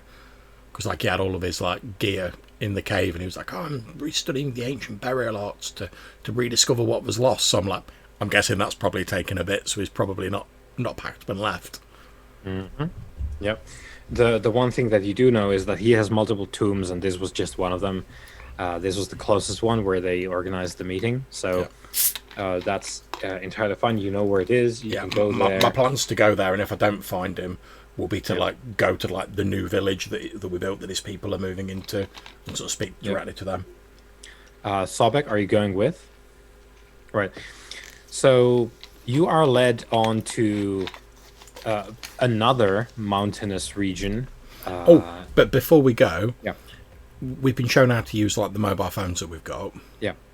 I'm just going to use it to like take a couple of like photos of the new Area. the grove, so I can basically go, that's what I'm going to do in your village, Hassani. Check that. It's going to be the kind of photography that a person who is not really familiar with the technology takes. Oh yeah, I imagine it's going to be rubbish. Yeah, and it's going to be full flash. It's going to be some Blair Witch shit, is what I'm getting. Probably like a thumb half over the lens. You know? Yeah. Cool. Yeah, I enjoy that. Yeah. So you can definitely there's a couple more flashes as Kufu takes the pictures for Instagram. Puts the sepia filter on it to make it seem old. Yeah. So we head on to Husani's tomb, one of them anyway. So you come back down south from the biological reserve, and you are currently in a different mountainous region. Oh, I'm on the wrong level here. Okay, yeah. So I think last time we put it, I think it might have been hereabouts on the left side of the map. I'm not quite sure. It was either here or just on the borders of the national forest here. I know that the cult village was here, but a national park rather. But anyway, yeah, I say is that the hovels were in the Tuca National Park. Yeah, that's where the cult was. So anyway, you're at the tomb now, which the entrance is hidden very well behind some vegetation, and it's also small enough that you need to like get down on all fours and crawl in. So Kufu leads you, Sobek, to this place and shows you the entrance. You go in. You find Husani inside. Here we go. So again, it's a Subaru's picture. So in his mortal visage, he appears as a short, slightly hunchbacked man in his late 40s. He has a nervous smile, which never goes away, and piercing eyes that never blink. And he has a stick to support him because his form is slightly afflicting his movement, though he is immortal as you are. That's one thing as well about your condition. It didn't fix anything when, quote unquote, fix when you underwent the rite of return, as opposed to certain things about human bodies in a World of Darkness, let's say Vampire, which they go away, like they get sort of smoothed over by the immortality of their nature. That doesn't happen to you. You have what you did when you were alive, if your soul still remembers it. and that's one of the bittersweet things about Husani's existence, I guess, is that his soul remembers being hunchbacked and having some difficulty with walking. Hence, that is the case still, thousands of years ago, thousands of years after the fact. So you find him, and he is there, currently digging in to the body of a large cat. You think maybe a cougar from the mountains. And he is performing what seems to be taxidermy on the creature. So as we go in, I'll give like a gentle like cough to let him know that we're there. He sort of mutters away, like glances over. Oh, yes, thank you. Welcome. Please come in. I am in the middle of something, but make yourselves as comfortable as you can. A pleasure to see you again. Certainly. I'm just assuming I've seen him before. You more than likely you have, Yeah. but you don't remember Recall. that. I'm self-aware enough now to be like, We've probably Okay. met. Yeah. probably met. Yeah. I'm just going to say, my apologies, Hassani. We did not wish to disturb your work, and I'm just going to sit down and wait for him to like get around to talking to us. Yeah. Yeah. So eventually he he works on the corpse. Then let's say after 20 minutes, he turns around and cleans his hands in a small bowl of water. It's like, oh, you're still here. The smile never leaving his face. What can I help you with? I'm going to say I have a couple of things. The first of all, a small gift for you, and I'm going to pass him the branch that I carved into like the staff, so he can have it as like a walking aid rather than like his sort of crotchety old stick that he's got. And so I'll pass that over to him.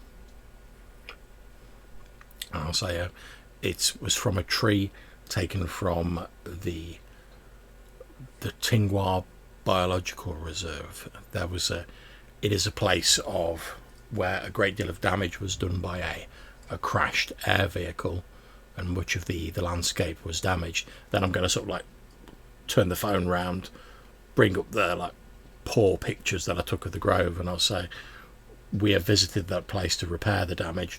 This is what it looks like now.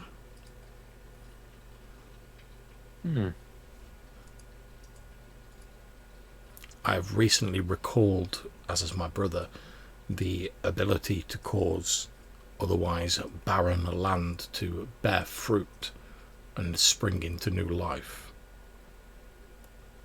It is my wish, should you be willing, to share the benefits of this with your people who live in the rebuilt village.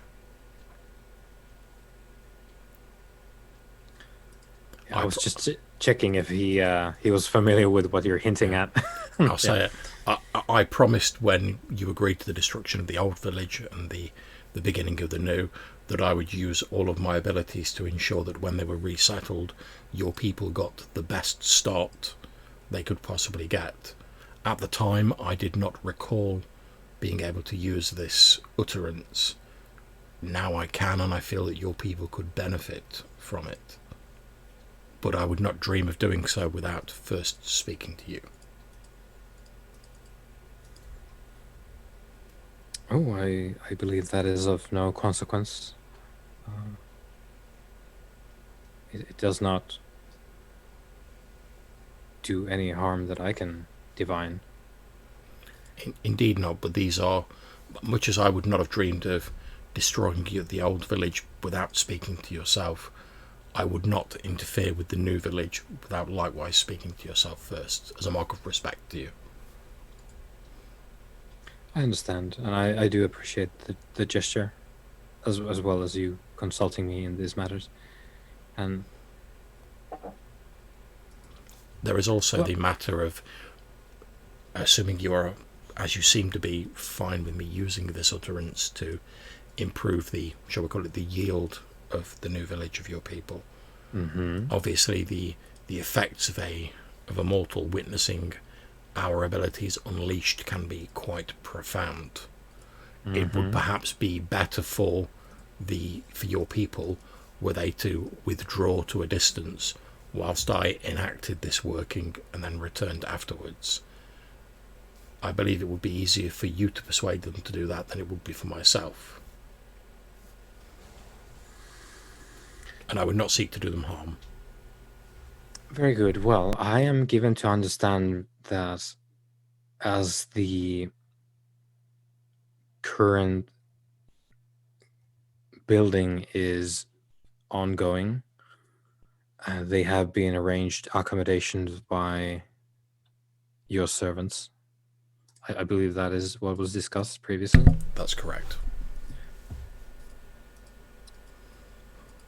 I would say go there now. There will be no one there at the construction site at night, and my people will be away. Will not be exposed to your utterance. Very well. And I'm going to give him like the very brief rundown of like the effects that like the miracle fruits can have in case he doesn't know it, just so that like if some of his people like eat these apples or whatever and they're suddenly like mad intelligent, he's not going to be surprised by it. Yeah, no, he does mention that he will send someone to get the fruit afterwards. Splendid. I will head directly to the site and enact the utterance then, with your permission. But of course. Shall I say to Amun Ruby that both of you, Sabek, as well, have dropped by and are, by the grace of Sothis, among us again? I have no reason to not welcome this.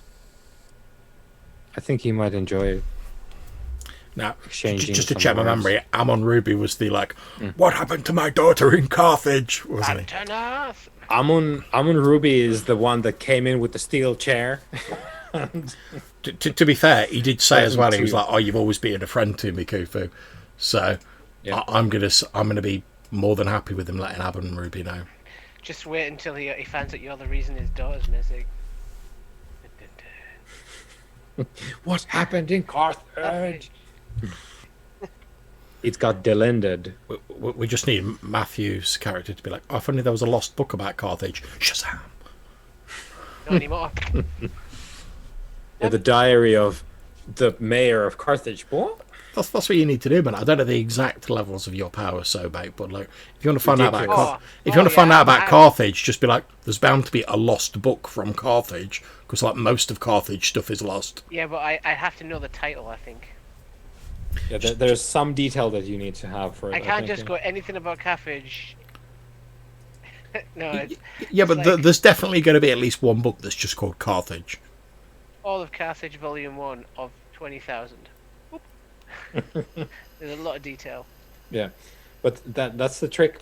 You need to know what to look for, and then you can find it.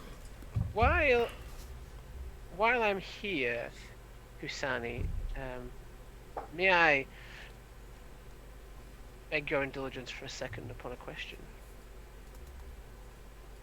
That Being is a- our role. Me Being a and Saru Fufu. of the Seshu Hesbu, I'm investigating something that may eventually become a matter of interest to our kind. And I know, like ourselves, you have been here for some time, and you have travelled far. You have your secrets, no doubt. I'm not here trying to uncover any of your personal history. Well, I Anything should which is hope held- not, for I would suspect the hand of Bantanath behind you, and well, that would be complicated. It would, and I'm not here on her direct orders. This is more a personal matter, but it could, like I said, affect us soon enough. I just wondered, being the master of spirits and I normally defer to my brother, but while I'm here, I would be curious if you have heard anything about a creature here that the spirits have spoken to you regarding someone that is similar to us, that escapes death, but is not one of the Eremites. A persuasive individual. I just thought to beg your counsel. I respect your opinion and could Do speak you highly of you. what you are speaking in vague terms? Are we discussing the Shuang Sen?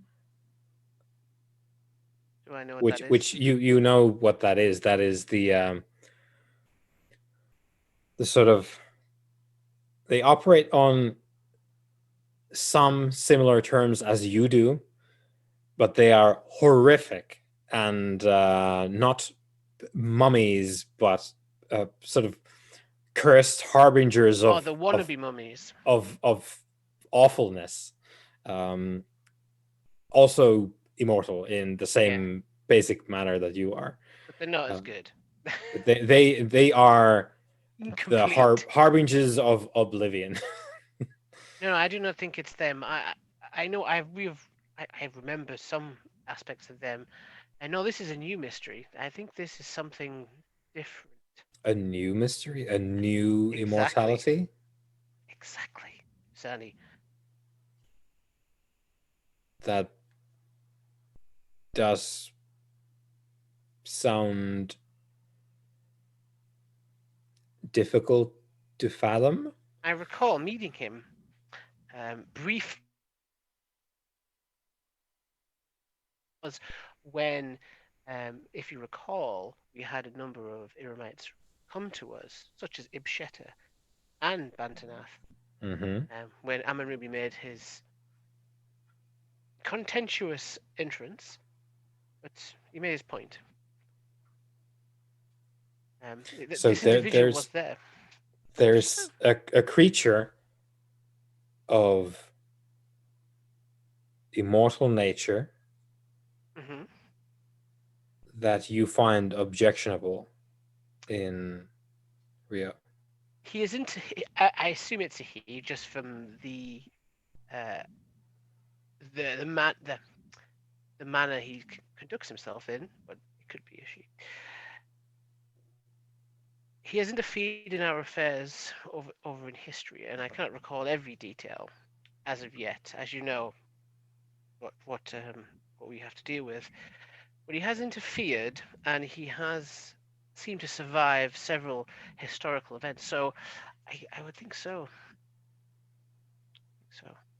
Are we discussing? And he does look to Khufu because he knows that Khufu probably knows the terms a little bit better. Yeah. Have I gained his interest though? Because I feel like the vibe I got from the first merit is they're very passive, but if you get their interest, yeah, shit might go down. They get on task, so I might actually get someone who wants to help. Curious. Are we discussing a particularly tenacious revenant? Which, Khufu, you know exactly what a revenant is. That is an animating spirit, a soul, in an ostensibly dead body. This would be not an awakened corpse thrall because there's no spirit inside there at all. Yeah. This would be a human soul put into a dead body to animate it. And possessing a dead body. We know the term heartless, don't we? Yes, that is very true. You remembered that term. Yeah. As you watched this individual. Okay, so I'm going to assume that Hassani is going to know this term because he's well versed in such things. I'm going to say we are referring to the heartless known as Aristidia Borgus. He furrows his brow. That could just be a name that he cloaks himself in. Oh yes, that is something that does happen quite often. Heartless, you say that? That sounds like some of the old lore from quite a few turns ago. Not really something that has honestly come up in any time in my memory.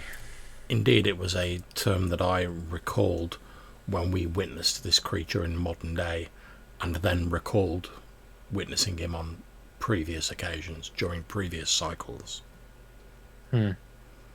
Some form of lifeless, I suppose. I From believe so. what lifeless horrors hinted at in some of the old myths that I half remembered for not really pertinent to the arisen task. Just so much more chaff to wipe away along with the rest of the lifeless. I am disappointed to tell you that I can only regale you with some old myths, probably recorded, if I remember correctly, by mortal hands ages past. I do not know this creature that you speak of. I do know some stories, but if it is lifeless, I presume you know how to destroy it. And he seems sort of like, this is the solution to your problem. Like, if it is lifeless, you know how to break those things, right? So Do we know how to break them? Like, is that something that's just obvious? Just burn it, it's not like there's no specific like, oh, this is like how you destroy. Is you can summon the stars down and burn cities. is I is the hear thing. that beheading and can. consuming by fireworks on most things. Some of us can, but others can like see different, like can see infrared and blue light. So some of us are very accomplished mystery investigators Yeah. and not star gods. But that's sort of like where he arrives at. Like, I don't know what you're talking about right now. That sounds like old stories. And if it's a lifeless thing, you know what to do with those. This mortal teachings or writings you mentioned, did they have a name? Was it a book? Oh, this is before books. God damn it. Well, if you recall such things, I would be very much interested in you sharing these with me. We can trade stories. I recall epics written by mortal hands, I think. Creatures of, as usual, creatures of some form of the underworld, not the Duat that we know.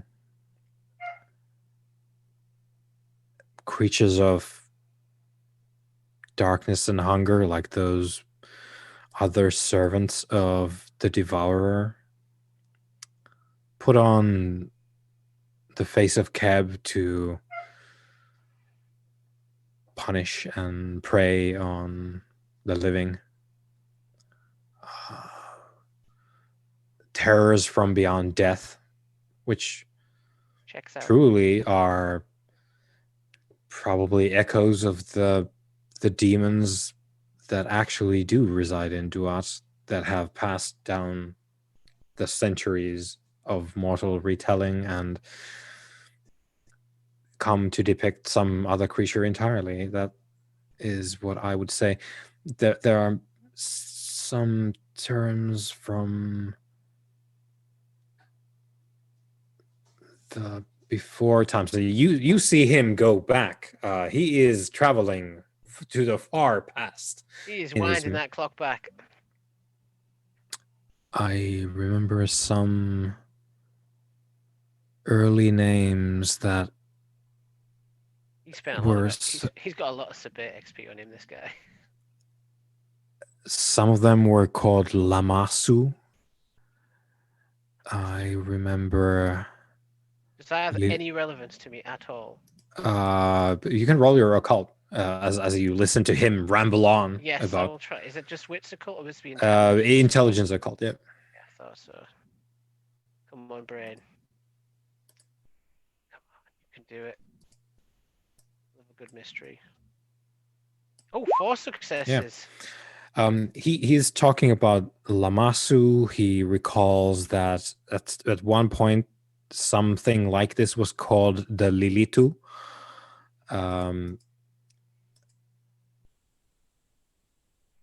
It's a variety of sort of demonic entities from early human mythologies from North Africa and sort of Sumeria, Mesopotamia. I remember that they used to call them these, and they would always have some collection of attributes, not of their own, but the scraps that they remember from the teachings of Iram, and then associate with the most terrifying thing they can imagine,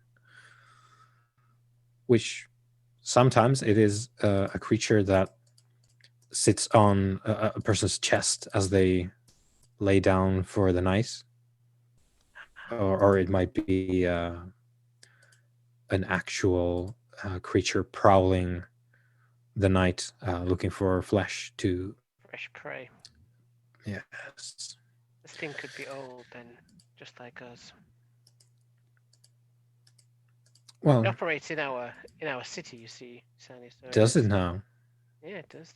And it needs to be dealt with. It destroyed a habitat that me and Khufu once tried to cultivate together, and it is a cancer in this culture.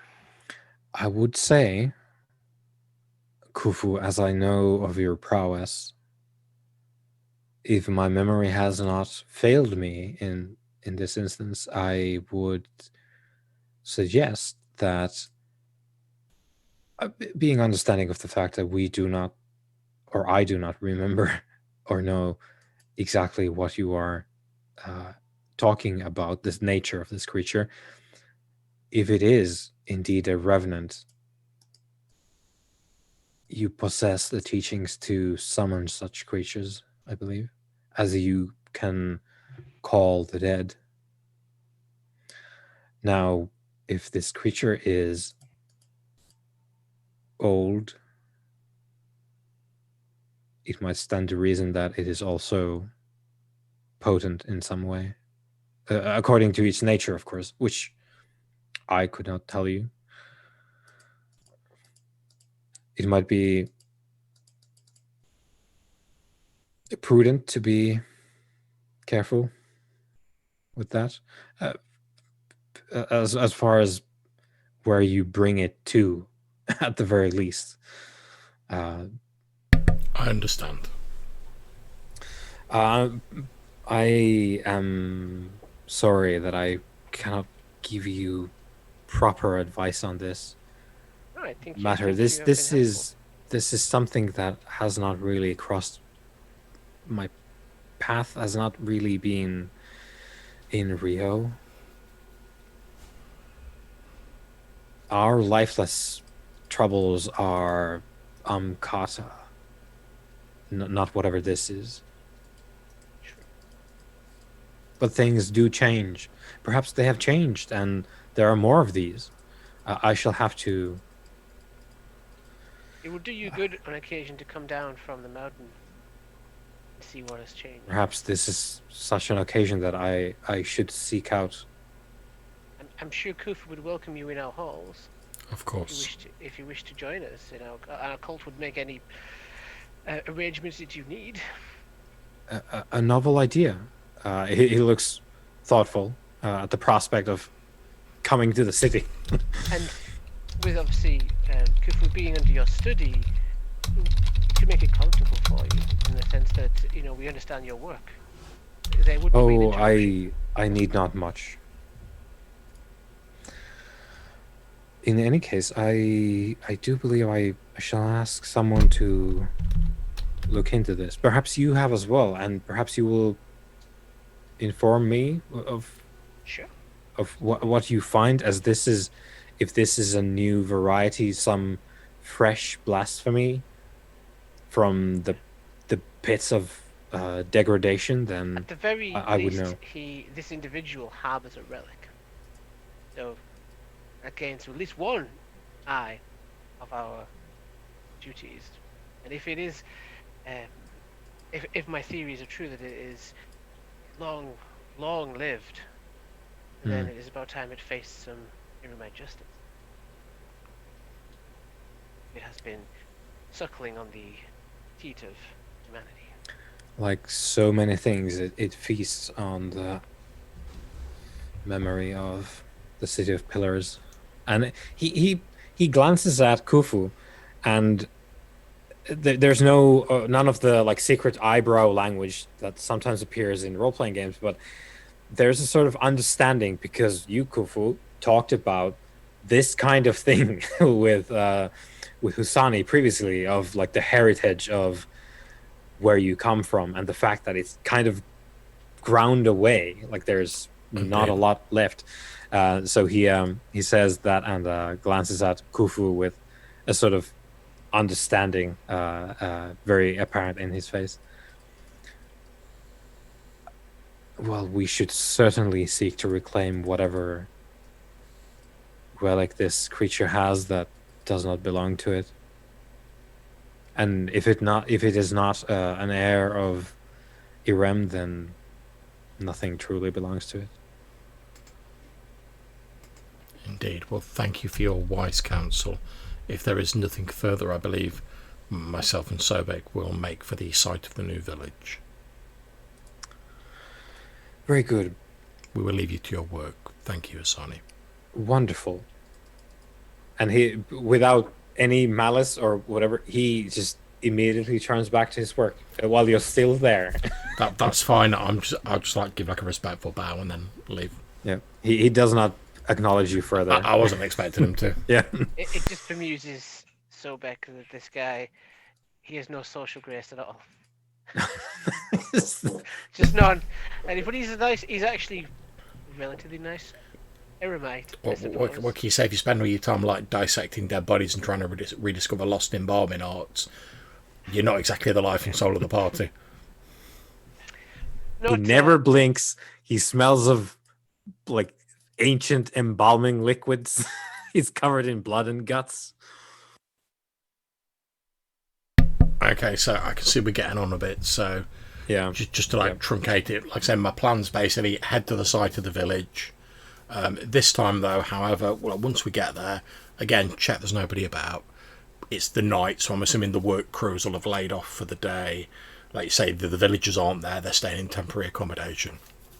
Mm-hmm. And my plan is this time is rather than looking for staff, this time I'm going to do exactly the same thing I did previously, making like a grove, paying the same pillar costs, etc. Mm-hmm. But this time I'm going to leave it entirely to fate as to what's best to grow there. So in this case, instead of me like doing the whole like "you shall not pass" and like putting a staff into the ground, this time it's just going to be like putting my hand on the ground where it is, and sort of almost sort of like asking fate and the judge's grace to cause this land to bring forth a bountiful harvest, that the people who have suffered much and will live here in the future might know a time of plenty and wisdom. And then I'll spend the pillars to enact the sacred grove part. I think that's a wonderful place for us to cut away to credits, as Khufu is speaking the utterance and asking for the bounty there. And I think because it's nighttime, because you were at the biological reserve at night. You came here afterwards, so it's the dead of night. You can see in the some distance away. There's the beaches of Rio. It's the carnival. light pollution is everywhere. You get the slight hint of the natural grace because you're a little bit further into the Tiuca forest, but still there's the sort of beat of Rio in the distance and the lights as the camera pans around as Khufu is speaking the utterance with Sobek looking on, and as the camera passes a tree, when it comes out the other end, other side of the tree, the landscape is far more arid. The trees are different, and there are brick and mud houses in the distance, and there's a river. And Khufu is speaking in this other time and other place in very similar terms. They're dressed as a resident of the Levant in the 12th century, and the camera passes a 12th century tree in the Levant, and it cuts back to Brazil in 2016 as Khufu completes the utterance there in modern times, finishing the sentence that you think, both of you, has probably been spoken some number of times over the centuries. And then we roll the credits for that particular session. Excellent. Thank you very much. Very much enjoyed it. Yep. Thanks for playing. Thank you very much for taking us on this journey through your night. Indeed. And I'll end the stream here.